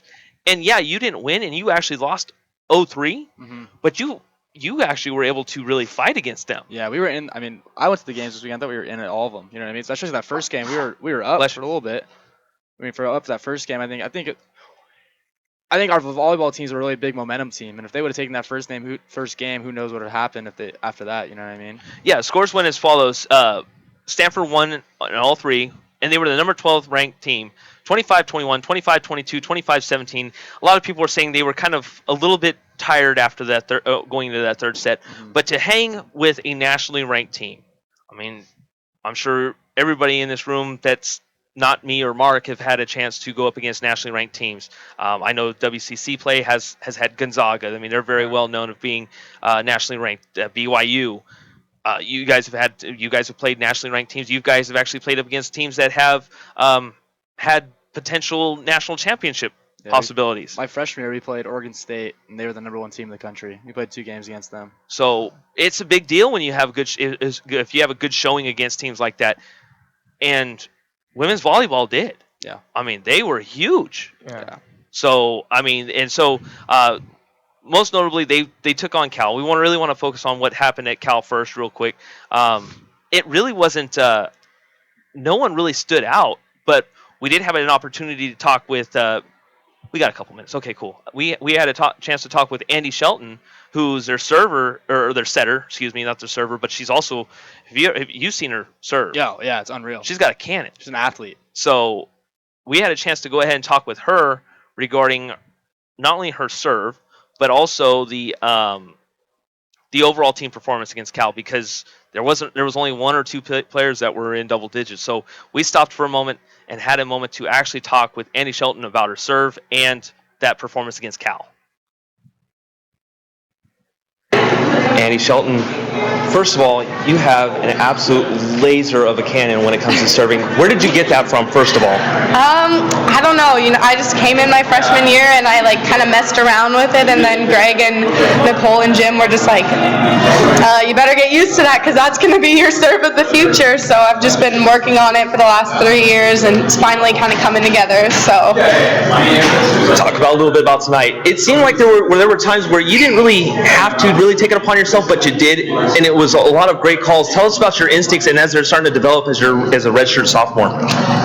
Well, I think all around everyone had a really great game, and I could have said anybody, and I feel like anyone could have gotten the kill. And as for being a redshirt sophomore, I think having a whole year behind me last year to just watch the game and learn from Kimmy and see how it's played, it really helped me to maybe see the court better and learn how to get the dumps in and watch the middles. And all around, I just think that we have a great team and we meshed really well tonight, and it was just awesome. You've played against quite a few really great teams, some of them that are nationally ranked currently. How did that help you? Do you think that it helped you coming into a night like against Cal? For sure helped us. I think we knew how to play big girls. We knew how to play girls that hit the ball and how to keep the rallies going and just kind of be gritty and have what it takes to just win those long rallies. And playing those big teams really helped us through that. So you have one more team coming in that's really big, that's really ranked. Stanford comes in the last part of this WCC Pac-12 showdown. What kind of excitement was that, and how big is that you were able to get Cal out of the way in 3 sets? I think it was awesome. It just showed us that like we can beat these big Pac-12 teams. Like we can hang with the best of them, and I think it's going to give us the confidence to move into tomorrow and just put everything we have out on the floor. So there's Andy Shelton of the setter for the University of Pacific women's volleyball team, and as you said, I mean, she said it right there. She actually developed it during her redshirt year. Mm-hmm. So, I mean, there were only a couple that I've seen so far this year that have gone that she throws the ball up higher or a little less higher than, but she gets it up in the air and she completely bombs it. Yeah. So, and I said this. I mean, I was fortunate enough to call the game against Cal, excuse me, and I said it from the beginning that if she finds a way to pinpoint it over the next couple of years, Pacific's got a great setter for a couple of years to come. So there's that, and so Malik's having problems with his allergies. That's pretty bad right now. But yeah, I mean, so. And then, of course, now we can move on to the Stanford match. It was great for them to come down, and unfortunately, they didn't come out with the victory, but they did have a great showing. And the freshmen, I mean, I don't think we touched bases. We've touched bases on the show today, but the freshmen are absolutely phenomenal as well. Ashlyn Fleming, Emily Baptista, those girls are 6'4", 6'2". Skylar Wine, who's a good freshman that you can tell needs a little more developing, but as far as her abilities are going to be, I mean, under that coaching staff is going to be astronomical. Yeah. So I think that this was a great showing by women's volleyball. We'll have a interview with the head coach. We'll do that in a second. So let's go ahead and take a small break. When we come back, because Malik, you're all done for the rest of the night. Right. So we're going to go ahead and take a small break. When we come back, we're going to move Jordan over. We're going to have Lucas take a seat, and we're going to have more fun. So stay right here on the 209 Sports. Right here on 209 Sports Talk, right here on the 209 Sports YouTube channel, and part of the Pacific Tigers Radio Network. We'll be right back.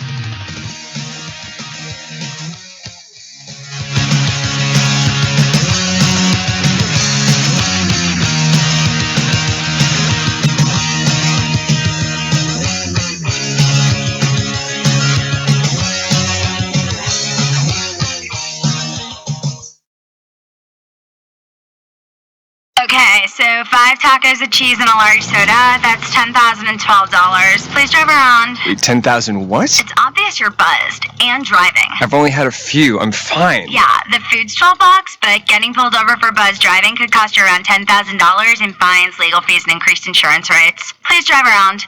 Actually, just park and come in. Nothing kills a buzz like getting pulled over for buzz driving, because buzz driving is drunk driving. Brought to you by the National Highway Traffic Safety Administration and the Ad Council. Man, do I love card night. You ready, boys? You got a king? Go fish, Dad! Oh, come on! This is WWE superstar Titus O'Neil. The smallest moments can have the biggest impact on a child's life. Take time to be a dad today. Learn more at 877-4DAD-411 or visit fatherhood.gov. Brought to you by the U.S. Department of Health and Human Services and the Ad Council. Did you just look down at your phone? You did it again, didn't you? You know, you're flying down the road in a 3-ton hunk of steel, and a text takes your eyes off the road for an average of 5 seconds. At 55 miles per hour, that's long enough to travel the length of a football field and cause some serious damage. Turn it off. Trust me, whatever it is, you'll live. Learn more at stoptextsstopwrecks.org. Brought to you by the Ad Council and the National Highway Traffic Safety Administration. It's Thursday night, and you're grabbing drinks with some friends. Started off with a pitcher for the table, which quickly becomes two. There's pool. And there's the photo booth. All right, everybody squeeze in. Say cheese! Followed naturally by an order of wings. And another. Can we get some extra ranch sauce? Then there's the ceremonial nightcap. So what are we doing this weekend? And lastly, it's back to the car, which, if you're buzzed,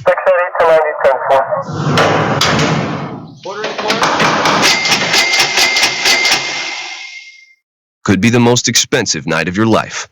Getting pulled over for buzz driving could cost you around $10,000 in fines, legal fees, and increased insurance rates. Nothing kills a buzz like getting pulled over for buzz driving, because buzz driving is drunk driving. Brought to you by the National Highway Traffic Safety Administration and the Ad Council. WWE superstar Alberto Del Rio. Take one. Behold the angry giant. Try it again, Alberto. Behold the angry giant. Perfect. Good luck tonight. Behold the angry giant. Yay! Read me another one, Dad. This is WWE superstar Alberto Del Rio. The smallest moments can have the biggest impact on a child's life. Take time to be a dad today. Visit fatherhood.gov. Brought to you by the U.S. Department of Health and Human Services and the Ad Council. Go Caleb! Come on, hit a homer, Jesse! Let's go, guys! Hey, did you guys know that kids who play sports earn more money when they grow up? Of course. I knew that. Hey, did you guys know that kids who read books have a bigger vocabulary? Oh, yeah, absolutely. Mm-hmm. Wow, Jinx. Did you guys know that friendly children have more friends? Mm-hmm. Oh, yeah, Mm-hmm. yeah. That's true. I knew that. Did you guys know that winter babies are better at music? Everyone knows that. Oh, yeah? It's pretty obvious. Yeah, so yeah. obvious. Oh, hey, guys, did you know that most people think they're using the right car seat for their kid, but they're not?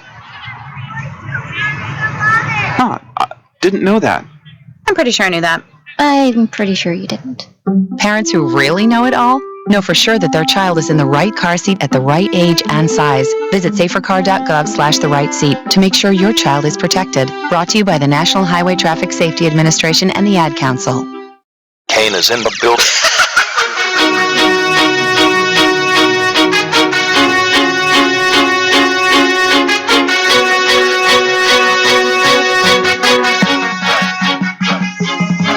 Back to 209 Sports Talk here on the Pacific Tiger Radio Network, the new home of 209 Sports Talk. I am JD Jeff Dominic. If you're listening on 209 Sports, the YouTube channel, by all means, thank you very much for tuning in. Things have kind of moved around. One person short now. Malik Haynes has left for the rest of the night. Thank you for Malik for joining us, as he is now part of the 209 Sports crew.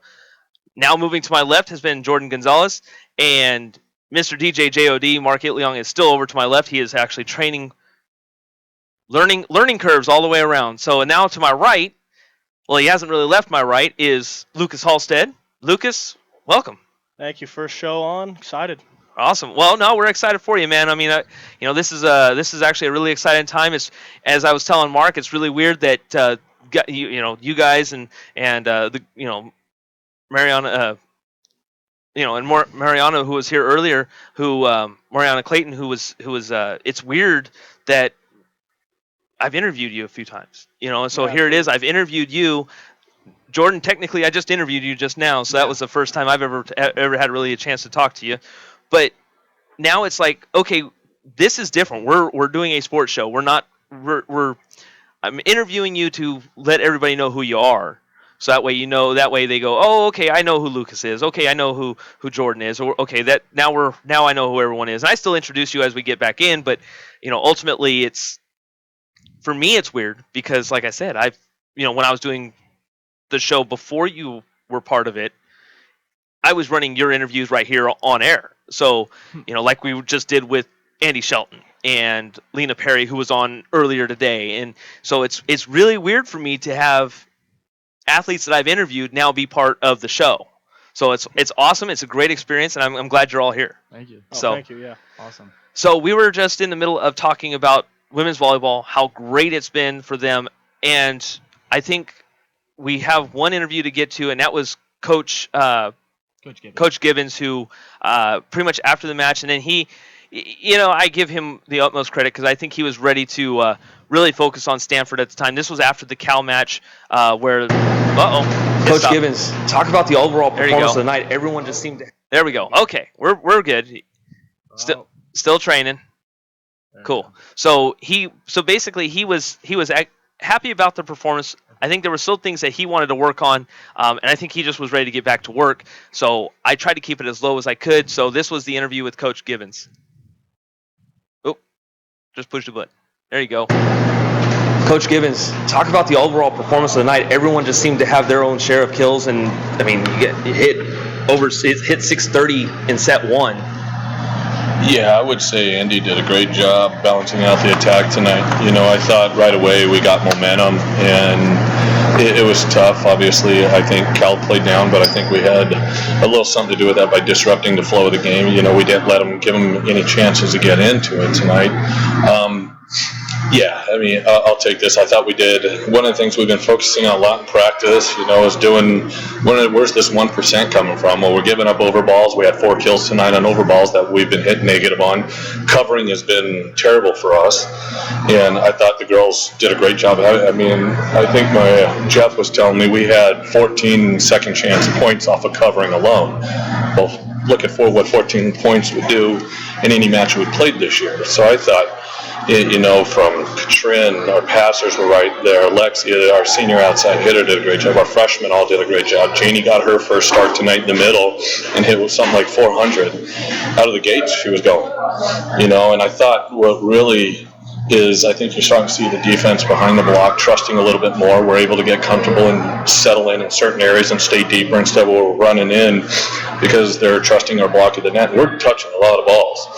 I think we're leading the conference in blocks right now, so it's, and we had 10 block kills, but it doesn't count the other, we had on ours, the controls or the touches or the deflections, we had 32 of them tonight, so I thought that was a great job. But yeah, what's to say? I think from start to finish, because what did we do just a few nights ago?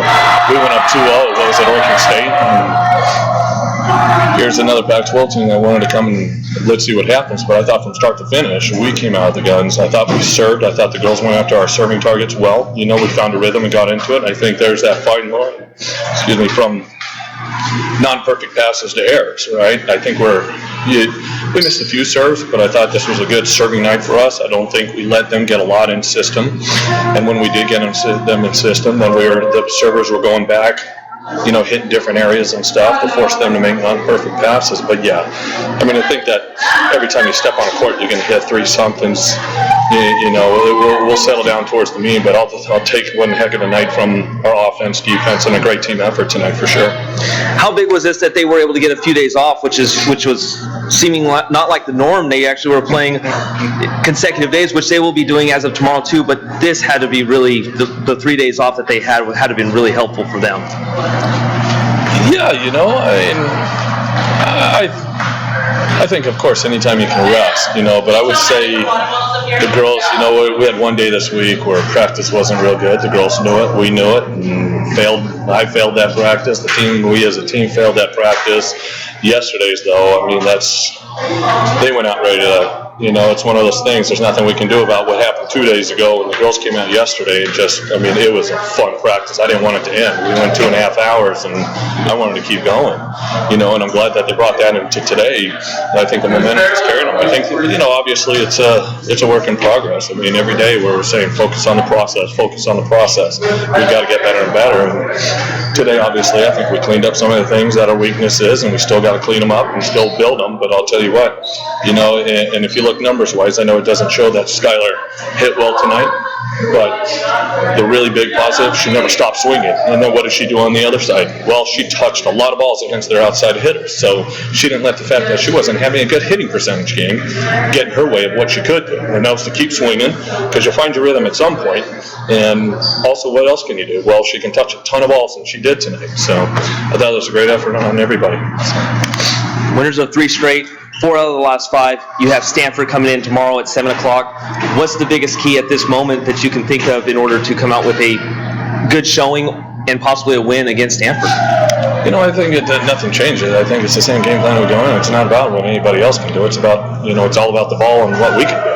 Win the serve and pass battle. It's all about what can, all we can do is take control of the ball that's on our side of the net, and then let what happen. I haven't even looked at Stanford. As soon as I'm done here, my staff's got everything ready for me to start breaking down video, and my wife's got some coffee for me, so I'll be here till about 4 or 5 in the morning breaking down video and getting us ready for tomorrow. But thank God my staff's got everything ready for me, so that's a good sign. But honestly, it's just about anytime you step on it, what do you have control of? We have control of that ball that comes on our side of the net. What happens is it will happen. So. And that's what you have control of. And I tell you what, so as I was saying, is that Cal beat themselves in a lot of ways, but at the same time, Pacific definitely helped themselves in a lot of ways. The first set, they hit 640. They hit 636 technically. If we want to go there, but you round it up. You guys are college kids. You know that they're rounding it up is always the good thing. It's always on a curve, right? Absolutely. Well, 640 is doing absolutely fantastic. They hit 280 the next set and 350. And as Coach Gibbons says, he'll take that any day. So Pacific won that one against Cal 25-15, 25-17, 25-14. Just completely took Cal out of their game. A lot of miscommunications, as we said before, against Cal. And then on Saturday, they unfortunately did not succeed in winning, but they did have a great match against Stanford, a nationally ranked team, number 12 nationally ranked team, I believe is what it said. So they had a great set, and I think that coming up on Thursday is going to be another great night. Yeah, absolutely. So, UCSB versus Pacific women's soccer out there on the pitch. Yep. It'll be exciting. I know UCSB is 8-1 right now. They're pretty legit, and I think that's going to be a good matchup for Pacific. So that's what's happening Thursday at 5 o'clock. They're going to be at 5 o'clock. There's going to be soccer, women's soccer. Women's soccer finally home after a nice little road trip. They went back east now, and then they started to hit the West Coast when they took on Fresno and UC Davis. Now they're going to be taking on University of Cal Santa Barbara, and that's going to be fun. And then on Thursday night at 7 o'clock. We turn around, we go to volleyball. Mm-hmm. So women's volleyball will be in action at 7 o'clock, and I believe they're taking on Portland. Portland. So, yeah, Portland. So I had three different years ago I was getting yelled at in. So Portland. So they opened WCC play this week. So that's going to be huge for them. So we're looking forward to that coming up this week, and then on Sunday, women's soccer is also back in action again on Sunday on the pitch. At Knowles Field, as they'll open up, I believe they'll actually take on St. Mary's at Knowles Field on Sunday at 1 o'clock actually. So for ticket information, of course, with volleyball, always go to PacificTigers.com. For soccer, per Paul Meiskens, he's the one that says it's free to go ahead and go out there for anybody. So if you want to go to Knowles Field and watch some good soccer. Great atmosphere. Absolutely. It's fun. It's absolutely a great time. And so definitely go out there if you can and root on the Tigers. Another team that's going to be on the road as of now was field hockey. Have you been to a field hockey match? Oh, yeah, I have recently. And, they've been putting up together some absolutely outstanding matches. Savannah Burns was just named the American East Conference Player of the Week. She's been putting up some serious numbers, and Ali Campos is always a stud out there. It's been fun to watch. And also, they have a sophomore in Marguerite Van Vick, who had a hat trick in the last match against Drexel. So that was a good team too, and they really dominated Drexel. It was fun to watch. Nice hot day out there on a Sunday, but it was definitely well worth the wait to get through the heat. So before we knew that that Savannah Burns was going to be named Player of the Week, we actually had a chance to talk about this afternoon's game against Drexel. Drexel is now 4-4 on the season. The Pacific Tigers went 4-3.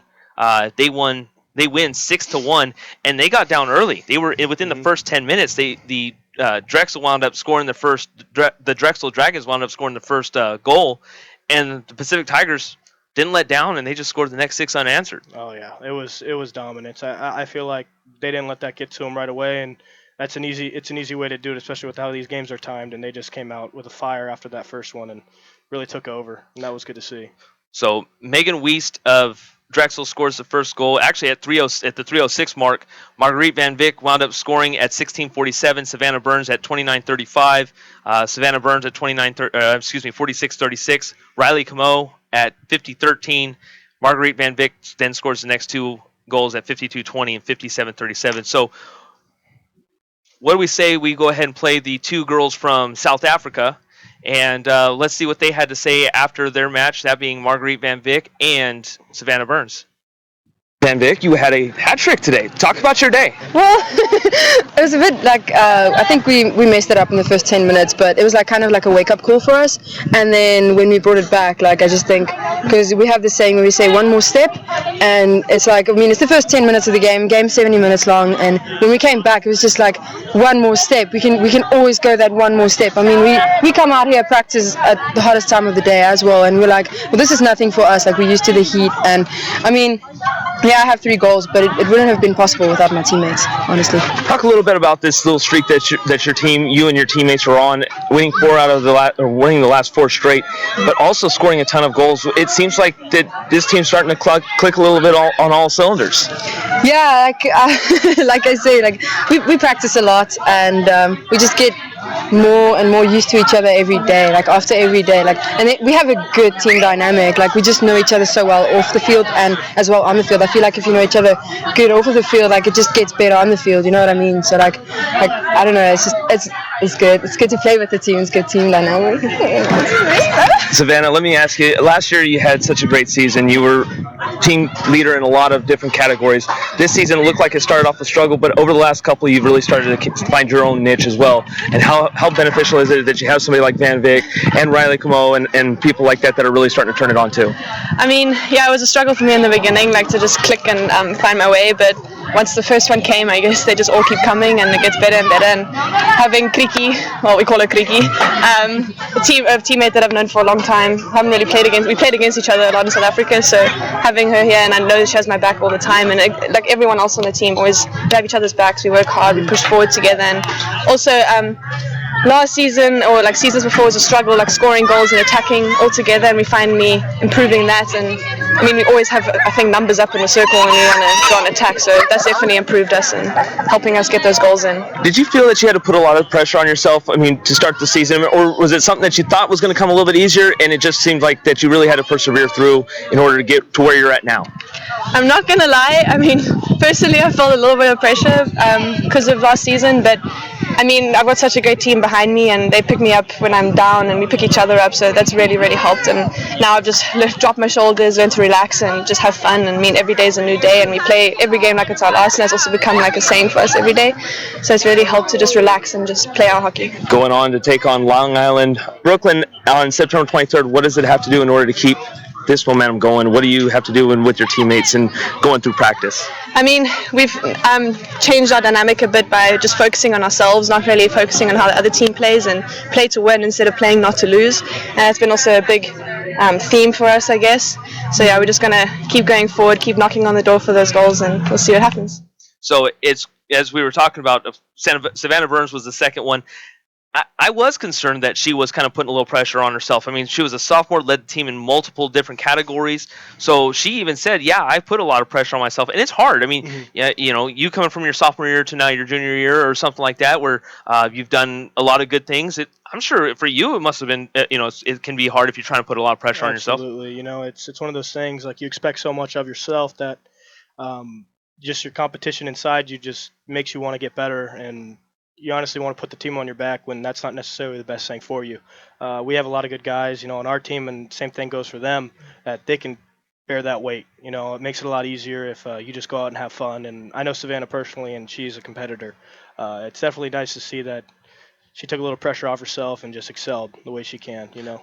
Absolutely, and she's got a few other players that are currently, she's one of the top in scoring goals. She also helps with the assists. She's all over the field.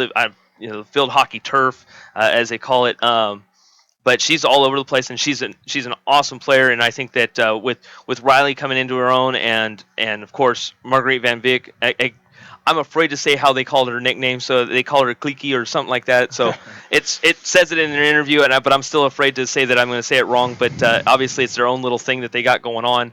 And but to know that they're starting to really click on all cylinders. They've won the last 4. They've scored like 25 plus goals, as you'll hear Coach Andy Smith say here in just a moment. This is a team that we expected at the beginning of the year too. They lost the first 3, and now they won the next 4. They go on the road. They're going to take on Long Island, Brooklyn. They're going back east again, which, as we talked about earlier with Malik, and while you all were here, is probably one of the hardest things is to be a student athlete and a Division I athlete all at the same time, where you're going to go across the country. Some of them went to Europe this year. Malik and Moriana Clayton, they both went to Italy. Of course, it wasn't during school, but it's still probably one of those hard things to get used to. And if they had to do that while during school, that would have been horrible. Without a doubt. There's so many instances I can't even remember that with school and traveling, it's awful at times. And you still got more. Yeah, so exactly. It ain't over. Starts all over. It ain't over. Yeah. So this was an interview real quick with Coach Andy Smith after the performance on Sunday. Coach, winners of 4 straight. What's changed since you hit the road to the beginning of the season? We stopped focusing on the opposition and stopped worrying about who we're playing. We're worrying about ourselves. I think we've scored 25 goals in the last 4 games now, and I think that's a bit of a statement game for us today. It sends a bit of a message, and I'm really happy for these guys. We've still got a lot of stuff to work on, but it's beginning to click, and we're comfortable with where we are. We're irritated because we dropped some stupid games at the beginning of the season that we shouldn't have. And in fairness, Kent State they played really well, and so did Harvard. But we should be in a different place to where we are now, and we're getting back to that. But I think we played very, very well together. We hit on the counter attack. We scored some beautiful goals, and you can see it starting to come together. So we're very comfortable. 22 shots on today's contest, and you're only allowing 7 for the opposition, and that really didn't come until about the 15th minute of the second half. What does that say about your offense, and what does that say about your defense in today's game? First of all, I'm really irritated because we gave up for the last 7 minutes of the game when we were 6-1 up and we didn't play, and we gave up 5 shots in the last 7 minutes, and that can't happen for us. What I think for us offensively is that we're going to create chances against every team in the country right now. We're very, very potent going forward, and we've got some really good goal scorers. And for us today, we've put the ball away. I'm still not comfortable. I still feel that for 3 or 4 games now we could have been in double digits. We've wasted a lot of chances again today, and we still scored 6. And it's something we're going to get after really hard on Tuesday when we get back, and just see if we can correct it. Because like today and on Tuesday and last weekend we could have really had double digits. 3 or 4 of those games, and I think that for us is that'd be good for us as well. It gives us a little bit more confidence. September 23rd, you go on to take Long Island, Brooklyn. What's your thoughts as you try and go for 5 in a row? It's just I haven't even looked at them. I haven't even thought about it. It's just all about us at this point. If we go there and we put our best foot forward and we score like we have been doing the last 4 games, we're going to be in a really good place.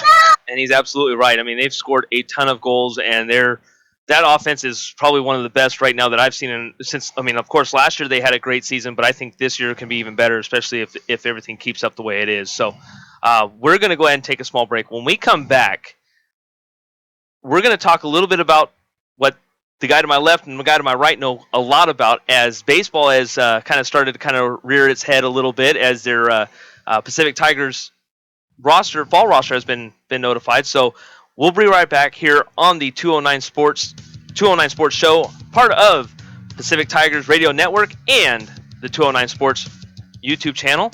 We'll be right back.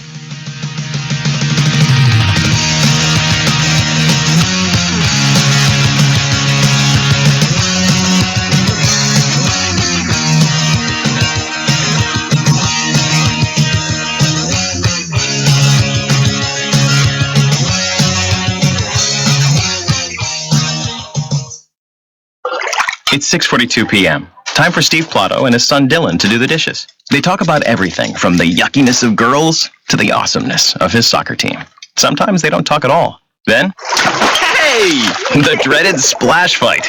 It's Dad o'clock, and it's the best time of the day. Because the smallest moments can have the biggest impact on a child's life. Take time to be a dad today. Call 877-4DAD-411 or visit fatherhood.gov. Brought to you by the U.S. Department of Health and Human Services and the Ad Council. Como 2.340.000 risas, 28.800 besos de buenos días, 110 viajes increíbles y unas copas. Hay una vida entera de su compañía que su familia no podrá disfrutar. Todo porque él decidió manejar después de tomar unas copas y murió en un choque. No pierdas tanto por culpa de tan poco. Manejar medio tomado es igual que manejar borracho. Un mensaje del Departamento de Transporte de Estados Unidos y de Ad Council. It's Thursday night, and you're grabbing drinks with some friends. Started off with a pitcher for the table, which quickly becomes two. There's pool. And there's the photo booth. All right, everybody squeeze in. Say cheese. Followed naturally by an order of wings. And another. Can we get some extra ranch sauce? Then there's the ceremonial nightcap. So what are we doing this weekend? And lastly, it's back to the car, which, if you're buzzed,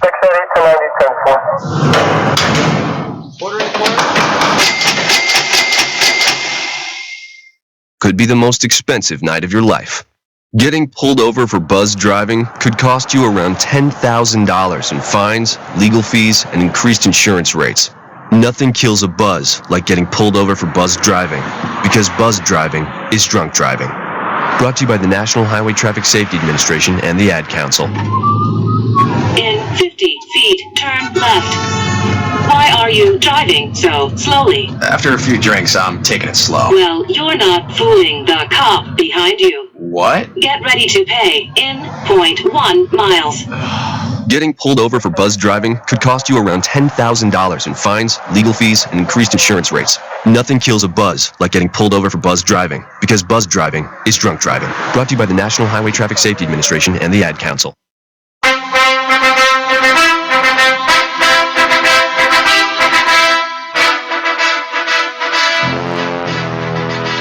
Welcome back to 209 Sports Talk here on the 209 Sports YouTube channel and part of Pacific Tiger Radio Network. I am JD Jeff Dominic. To my left is DJ JOD Mark Itliong, who is still training Jordan Gonzalez on the board. To my right is Lucas Halstead, and we've covered quite a few things tonight. Too much that we sort of missed a lot of things. We'll kind of get to those as the next week probably, and as we kind of continue on here throughout the next. How much time we got? A little bit less than a half hour. So, well, actually a little bit more than a half hour. But Lucas and Jordan are going to kind of take over here a little bit as the Pacific Tigers have released their fall roster. And Lucas, you're looking forward to some of the roster moves that are out there now. Some freshmen and some transfers that have happened, especially on the offensive side and the fielding side and the power wise possibly. Absolutely.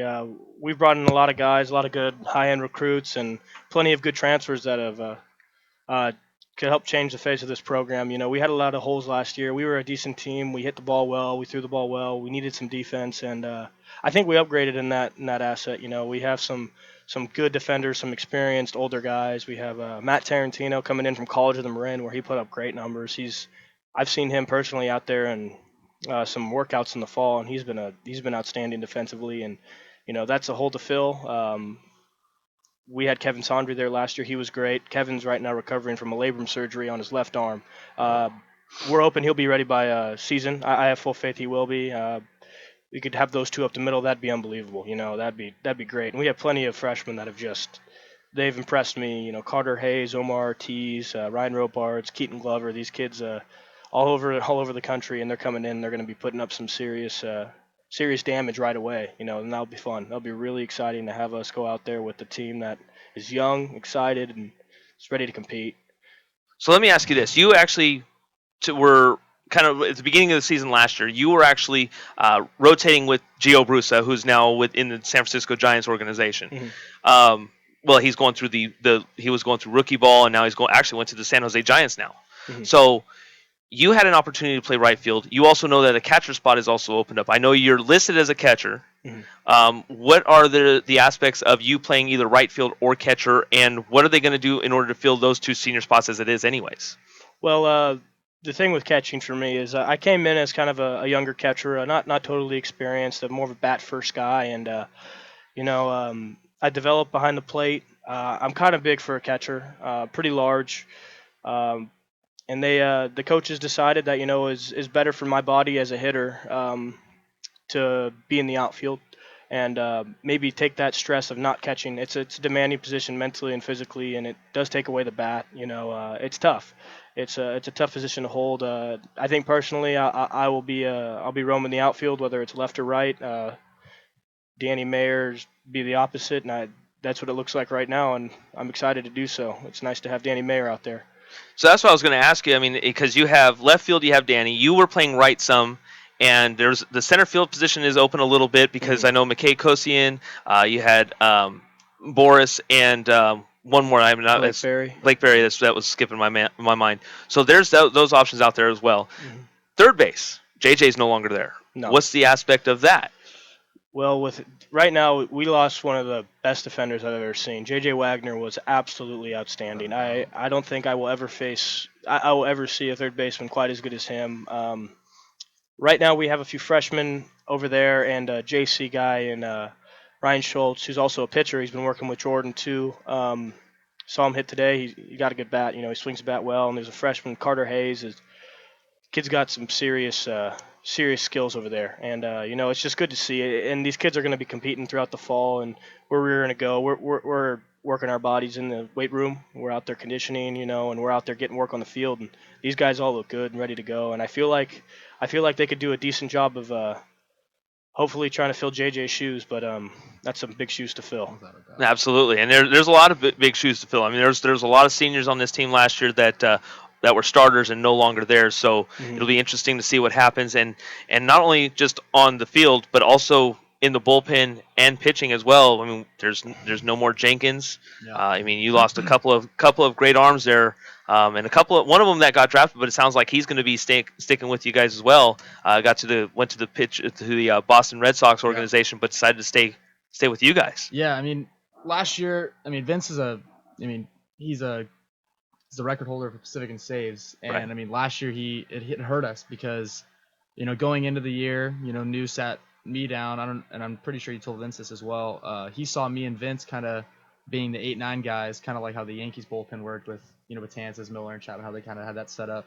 But I mean with Vince going down before season started, I mean it was a big blow. I mean he comes in, and I mean when he comes in, it's going to be a 1-2-3 inning. And he comes in and he attacks hitters and he makes the game fun, and it's the ninth inning is always exciting. So, it's definitely an adjustment for us to fill that hole because we had a lot of young guys that, had to step up and pitch for us. But, I mean, strikes are important, and a lot of them couldn't, fulfill that job. And I think the class that Mike brought in now, being, some college Marine guys like Brian Solage, Cooper Cassad, I mean, they're going to be huge for us. They're going to be in the game automatically. Start off. I mean, and also there's some freshmen that I believe have a really good chance of being weekend starters, especially Bailey Hansen, John Bessie, even Ed O'Bannon. I mean, those guys are all 6'6", 200-pound bodies. Who knows in 2 years how hard they're going to be throwing, Right. And I mean, I think Mike is one of the best guys available on the West Coast in developing young pitchers because he's not so much a mechanical guy, whereas he'll make tiny tweaks in your mechanics that takes you such a long way. And I know for myself, Mike added, tiny tweaks for me, and I had one of the best years into my first 3 years here. And like I said, mentally and physically, I just gained so much with Mike. So, I mean, these guys are lucky. They're going to have 4 years with him. I've only had one. So who knows what's going to happen.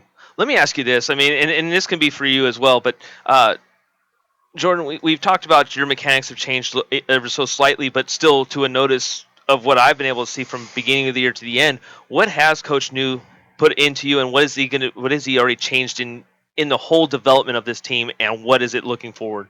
Honestly, Mike, the way pitching is so mental, and setting up a hitter is so crucial when you're attacking a guy. Mike will go backward as could be. I mean, I remember in the fall there was times where I was throwing 4 curveballs in a row to certain hitters, and they were still swinging at it because he's just such a student of the game, and he just knows. He sees different flaws. He brought Dallas Braden out to the inner squads for us and had Dallas Braden talk to us about how to set guys up, tendencies.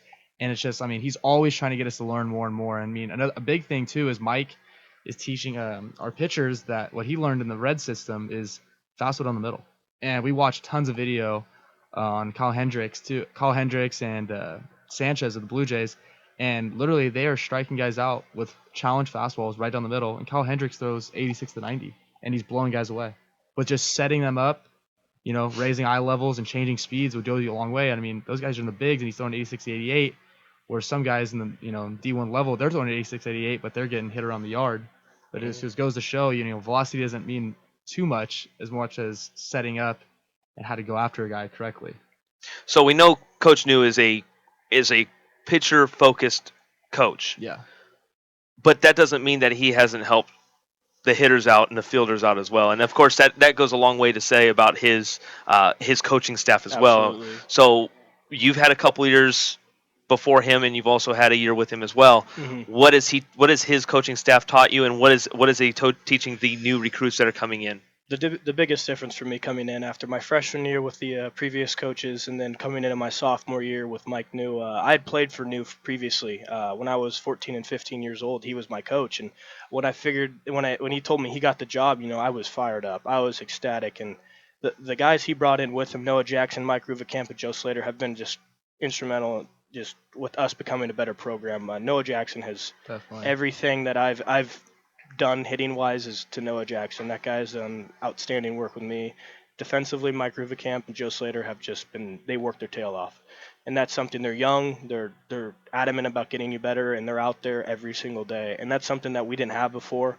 That change was huge. And the faith they put in you as players, as a freshman coming in, I just wish that I could have gone back and been a freshman with them. That would have been absolutely the coolest thing ever. I mean, it's energy, honestly, and positivity constantly. Whereas we were used to almost getting put down a little bit. Whereas now it's just they're always trying to put positivity in your mind. Like, you got it. They're always pushing you. Just from the weights too. We brought in a new strength coach this year, and Bryce Chamberlain from Mississippi State, and I could tell you firsthand, I've never been this sore in my life. We just came from conditioning, and we were feeling it pretty good, and that's just where it starts, is right now in the weight room and out on the field, getting ready for us to get onto the field this spring. And that's so huge, and I think they figured it out for us, and I'm hoping it pays off this year. Well, right on, guys. I know it's time for you guys to head on out of here. I'm looking forward to continuing this with you guys, and I'm looking forward to that. We're going to set you off with a couple of assignments, as we know that this is a learning experience, and so that way we want to make sure that you're all ready to go, and for whatever, if a show later on or a show that's that pushes off connected to us, or however things go. So we're looking forward to keeping you guys around, and pretty much having a blast for the rest of this semester and beyond. Yeah, wait. Cannot wait. Right on, guys. Well, let's go ahead and take a small break. When we come back, these guys are out of here. Mark and I are going to go ahead and sit down, and he's actually going to be able to talk for a change. He's been running around like a chicken with his head cut off. So more to come right here on 209 Sports Talk, part of Pacific Tiger Radio Network and the 209 Sports YouTube channel. Thank you all for tuning in. We'll be right back.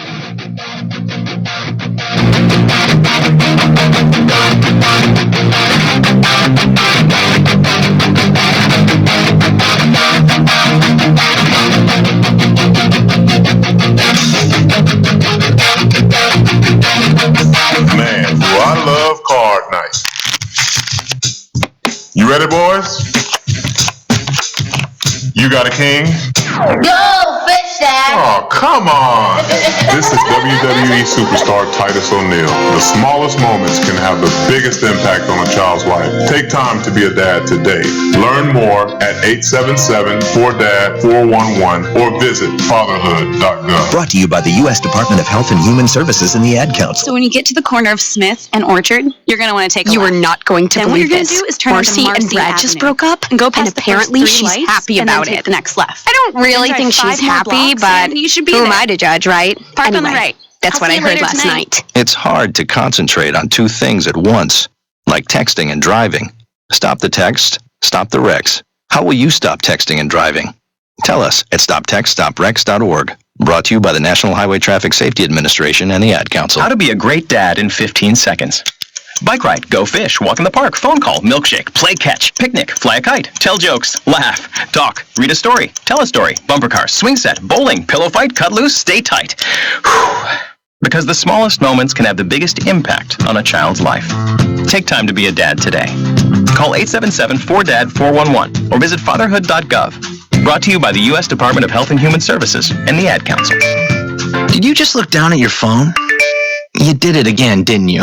You're flying down the road in a 3-ton hunk of steel, And a text takes your eyes off the road for an average of 5 seconds.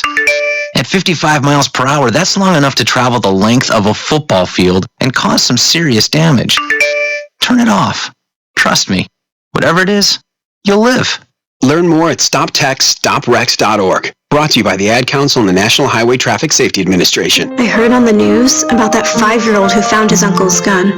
The kid didn't know it was loaded. I heard on the news about that 14-year-old girl who was bullied online for like a year.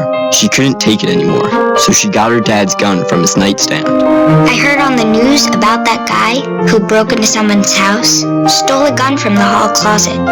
He accidentally shot his cousin in the head. She killed herself. And later, killed the owner of the store he was trying to rob. If you own a gun, you have a full-time responsibility. When you aren't using it, be sure it can't get into the hands of curious children, troubled teenagers, a thief, or anyone else who might misuse it. Your family, friends, and neighbors are all counting on you.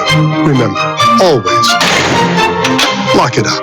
For more information on firearm storage safety, visit ncpc.org. This message brought to you by the National Crime Prevention Council, the Bureau of Justice Assistance, and the Ad Council.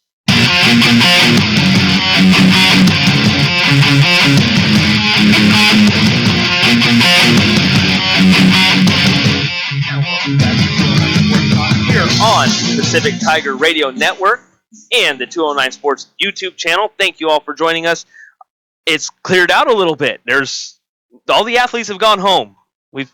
I would say that we've kicked them out, but they've got to go. They had to go to study hall, and some of them went to practice and Talking about practice. not a game, practice. Talking about practice. But man, it's been a fun night. It's been a great night. Thank you everyone for tuning in. I thank everyone that's been here. Mariana Clayton, who was our first person that you were meeting tonight, she's going to be more active next week because we apologize. We were on a little later than we wanted to be. Malik Haynes, who was on from 6 to 7, and then the two guys that just left, Jordan Gonzalez and Lucas Halstead from the have just left currently. They are on their way to study hall, and from what I understand, they're going to be on a little bit later. Or they might be able to make it with us here a little bit later next week. There's going to be a lot of plans, so we'll keep you up to date on everything that's going on. But man, I'll tell you what, Mark, it's been one heck of a ride. Yeah, it's been a good one. It's been a great one, man. I'm excited about this. Appreciate everyone that let us have this opportunity to be on. Oh yeah, you know what? If you've got the theme music, and I'm meaning by this by no disrespect, but I want to thank one man individually because he has undoubtedly, and I hope he's listening right now because it works out perfectly.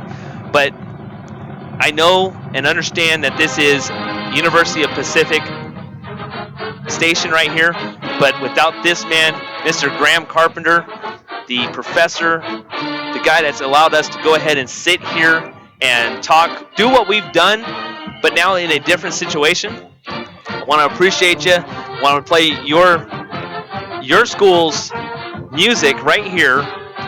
And once again, it's no disrespect for Pacific because we've got something a little bit better and a little bit special for you.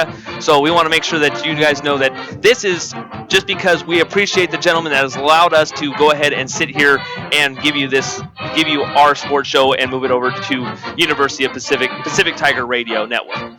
So thank you very much. But anyways, I'm surprised you don't have it. You don't have the Roll Tide. Roll Tide. No, I don't have that, man. I mean, but it's been exciting, man. I'm gonna tell you that much. Angry, like you're gonna get a text. Like, how are you not gonna have that? How are you not gonna get that sound effects? I don't know. How are you not gonna get? I was actually looking to see if he was gonna send me a message too, but he's probably will. Nah, even if he does, he knows what it was all about and what kind of respect I was trying to show for that, and not disrespect to anybody else. So, but anyways, thank you all for tuning in today. Mark, we had our 10 Frames with JD and friends now. We had Lena Perry from the University of Pacific women's soccer team, who we appreciate her taking some time out of her time to spend with us in a pre-recorded interview. Like I said, Mariana Clayton, she's going to be doing some work with us, and I'm excited with what she can do because she seems like a very big time go-getter, and she's actually fantastic. What's good about having these athletes be our co-hosts is they could talk about their sport more than we can talk about. I mean, we could only get facts, not facts, but stats and all that. But they could talk about the stuff we don't see. And we can talk about the intricacies of what happened, and we can say, well, so and so beat themselves up after a botched play, and next thing you know, coach took them out, or we could kind of talk something like that. But if what's said in that huddle, we don't know what's said in that huddle, but somebody like Moriano will probably tell us, or at least give us a little bit more of an insight to what may have been said, but maybe not tell everything because she's not trying to get on anybody's bad side. I mean, yeah, and we don't want that. I mean, yeah, we don't expect her to be all that, but to know more about their game, like say why they thought they lost for a game, or what they do during training. Right. It's stuff that we don't really talk about. Right. But she could always bring it up, and so. Absolutely. So it's been a great time, and I've had a blast doing this, and I'm already excited about next week of what that can actually pull through. So and there's a lot of events going on for University of Pacific, and we'll go ahead and go over those events before the end of the night if we have. I just saw this. Okay. I was like, what? Thank you. But yeah, so we'll try and get some recap of what's going on this week. But there are only a few sports going on this week, which is kind of interesting, which is rare for me to say because usually it's everything's going on in this week, but really not as much. There is some soccer matches for women. The time we started doing our show in Pacific Tigers studios, that time they don't really have that much games. But they have quite a few things still going on, though. Yeah, I didn't say there's that. nothing going on Friday. I think there's things going on Friday, but nothing at home, I should say. Mm-hmm. I think the same thing goes with Saturday. No, Saturday they do have something at home. That's at noon. But Maury's going to actually go cover that one for us. What is it?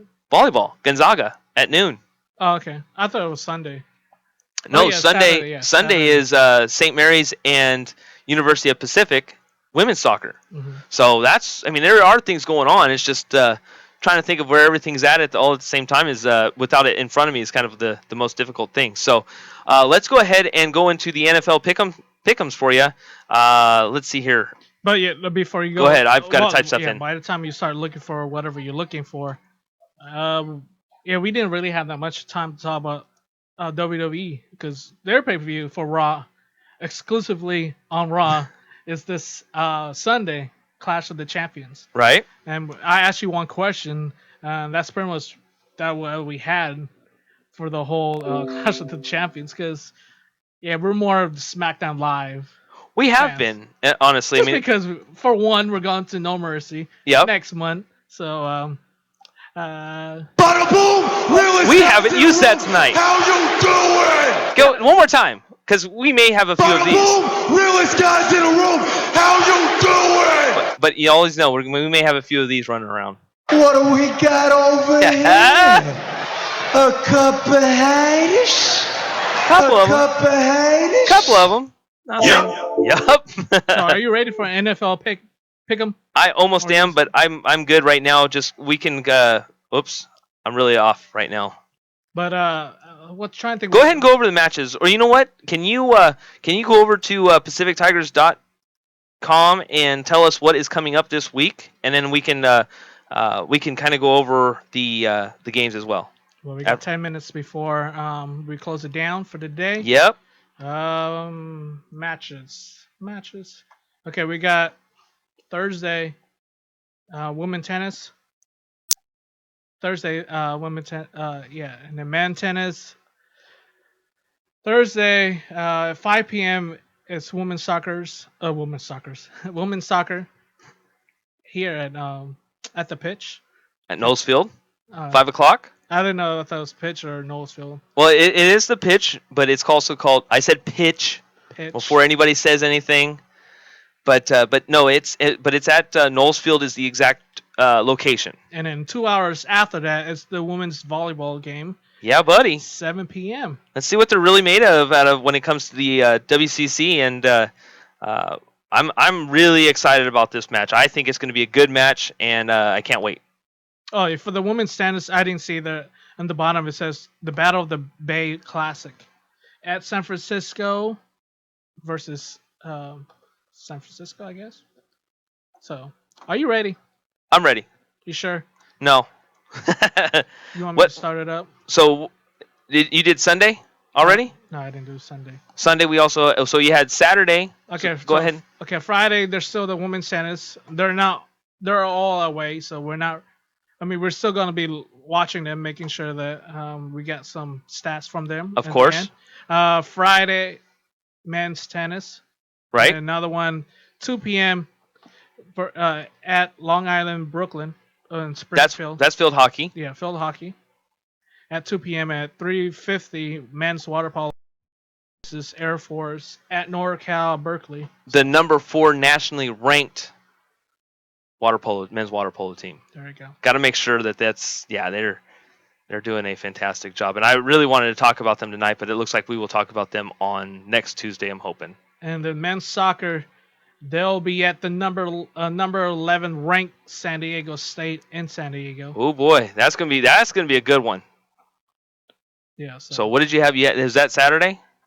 That's Friday. So then on Saturday you have women's volleyball versus that is not the correct day. Let's go ahead and scroll down here. There we go. So on the 24th, you have women's tennis. That'll be in San Francisco. The Battle in the Bay Classic. Men's tennis also is there in San Francisco. Men's water polo versus Stanford/San Jose State. That's at 9:30 in the morning. Women's volleyball versus Gonzaga. That's at noon. I know Mariano will be there. And then men's water polo will be later on. It says actually to be determined. Then on the 25th, women's tennis Battle of the Bay Classic. That'll be to be announced, as well as men's tennis. Men's water polo also be to be announced. And then you go over to field hockey. They'll be taking on St. Louis and Springfield, Missouri. And then men's soccer at Cal State Fullerton on the 25th. And now I could have swore, did I miss it? I think they have women's volleyball on the 25th as well. Maybe I'm wrong. You are wrong. I probably am. It's not the first time. It won't be the last. Let me take a quick They gander. play Saturday, not Sunday. No. Volleyball. I said soccer. You said volleyball. I said soccer. No. Yes. I apologize, everyone. That is actually Sunday the 2nd. October 2nd is when they play St. Mary's. They play UC Santa Barbara. So Sunday, we're clear. Yeah, we're free. That means we're going to be watching Clash of the Champions. We're going to be watching Clash of the Champions, and I'll also be watching a lot of stuff on the W.TV, the W.TV, the WCC network. And you know what we're going to be watching? Huh? NFL, to make sure that we got. I am going to be looking forward to this. I have not seen that in a while. So let's go ahead and really quickly try and ramp these up for you, man. So that way we can get out of here and have a great night. Because I'm sure that if anybody's here, they're probably wondering what the heck we're doing over here. So let's start with the Thursday night game. Houston at New England. Houston Texans looking pretty good. New England Patriots, no more Jimmy Garoppolo. But it's like whoever they throw in the quarterback, they're gonna end up finding a way to win. Absolutely. They got the coach Belichick. So I think that Houston's looking really good right now. I think they have a great shot at this. Yeah, no, I got Texans winning this. So Patriots, they could be surprised again. They just need two more games. They have 2 more games, and then they have their regular starting quarterback back. Tom Brady. Arizona at Buffalo. I think Arizona is starting to look really good, and I think Buffalo looks really all sorts of nasty. I got Cardinals winning that game. Arizona. So I'm going to put you at Arizona. They'll be at Buffalo. Oop, I can't type. Is our number 1 listener?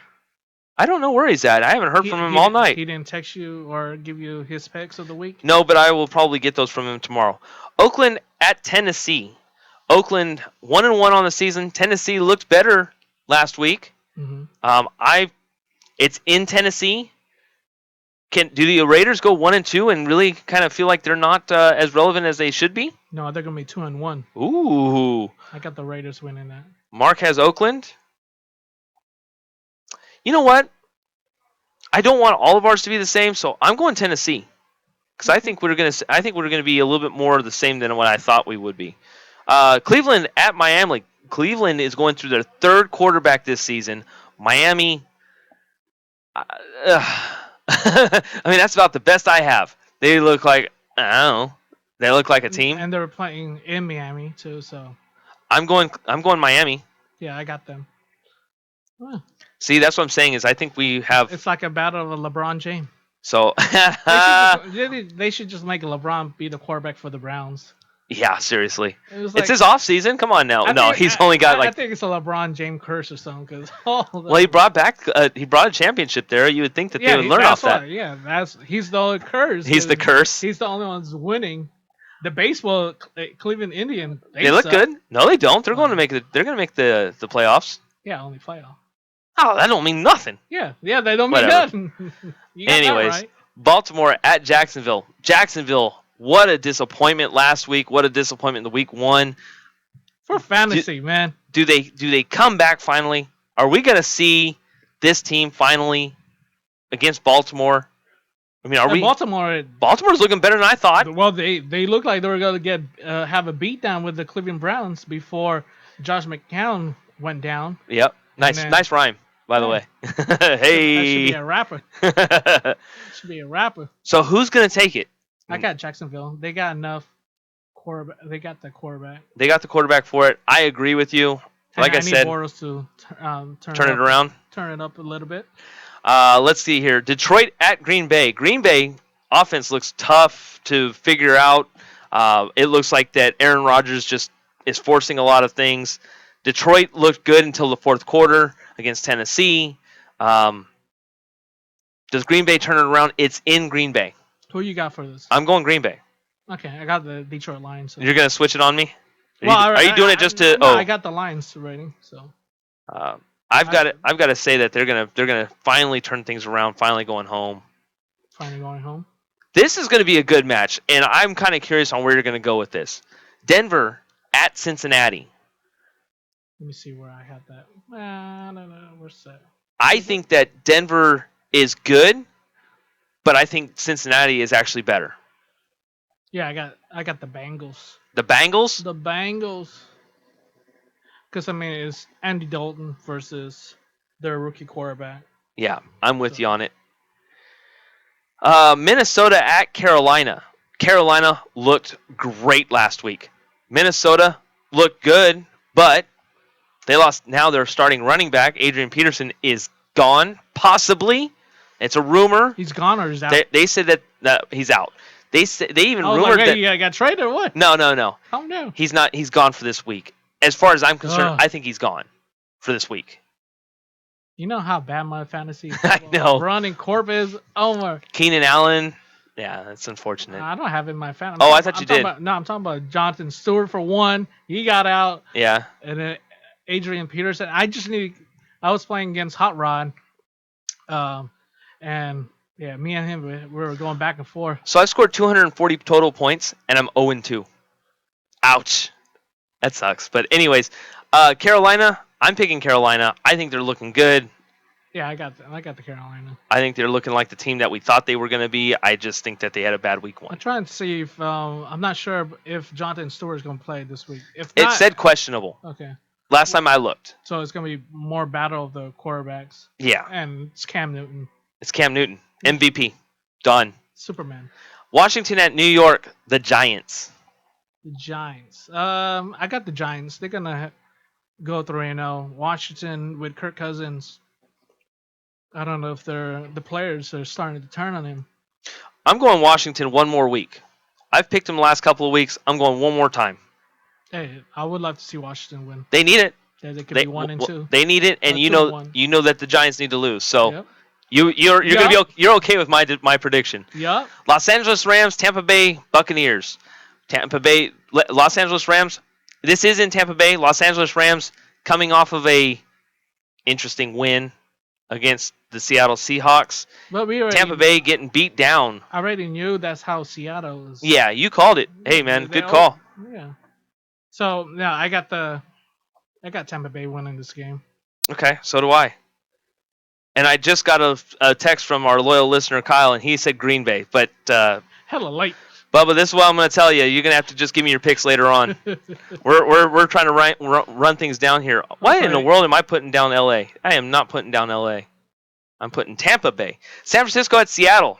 Seattle coming off a tough loss. San Francisco coming off a rollover against Carolina. Seattle losing against LA. Seattle. I got the Seattle. I got Seattle. You got Seattle. Everyone gets Seattle. I think we make Malik happy because we picked Seattle too. So actually, it's I'm he sure. chooses the 49ers. New York Jets at Kansas City. This is an interesting game too. I kind of like this game. I think this is one I'll keep an eye out for. I got the Chiefs. It is in Kansas City. Alex Smith. But he looked horrible Jeremy Maclin. last week. But I'm going New York. So you pick the Jets over the Giants when it comes to New York. Oh, I like the Jets. Jets. Jets, Jets. San Diego at Indianapolis. I got Colts. We both got Colts. Just Pittsburgh? finishing. Yeah, that's what I have next. Go ahead. Pittsburgh Steelers versus the Philadelphia Eagles. The Philadelphia Wentzes. He's looked good, dude. I mean, he's looking good. Like he is to be the future franchise of that team. I think the defense, Can't say nothing about 2 weeks, the but defense looks more better. I see they're more they're more into their defense, and like I said, their defense is really what pretty much helped Charles out for Carson Wentz. Carson Wentz. So am I putting you at Pittsburgh then? No. What? I got Pittsburgh. That's what I just said. I thought you said the other two. Chicago at Dallas. I know this is a dumb question, but I still have to ask it Really? anyways. I know. No Jay Cutler. I would say Cowboys. I'm with you. I think this is the first time I actually picked Dallas this week, but I think if they had Jay Cutler playing, I would more go with Chicago Bears. I wouldn't. That team looks horrible right now. So The Monday night game, Atlanta at New Orleans. New Orleans. Nolans. Mark and I are both on the same page on that one too. So let me write this in here real quick before we say our goodbyes. And I mean, like I said, man, it was stressful to get on right away. We wanted to get on right at 5 o'clock. We did run a little later than expected, but thank you all for sticking in there. One last little piece of note.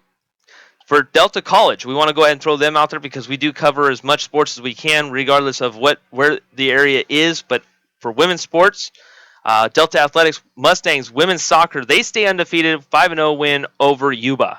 So congratulations to them. They got a couple players a week for the Big 8. I can't think off the top of my head, but yeah. So congratulations to them, Mark. It's been a blast. Yep, it's been fun. So we've got a lot of people to thank. I think it's time to wrap up the music. What kind of music we got for them? I don't know. I mean, we are a sports show. We're in the University of Pacific. The weekend? We're playing the weekend? We play the weekend? No, it's Tuesday. We can't do that. On a Tuesday? No, we can't do that. I think we need to kind of stick to where it's kind of close to home. Boom. So, want to thank everyone tonight. Thank you all for joining us. We want to thank Mariana Clayton, Malik Haynes, Lucas Halstead, Jordan Gonzalez, Professor Graham Carpenter. Thank you all for tuning in. I appreciate you. I'm glad you all had an opportunity to really see our expansion. We are now at the University of Pacific, the Pacific Tiger Radio Network, as well as staying all right here on the 209 Sports YouTube channel. Thank you all very much. Have a great night. Have a great rest of your day and your week. And hope to talk to you next Tuesday with this same group. It's been a blast. It's been fun. I can't wait to see everyone. Good night.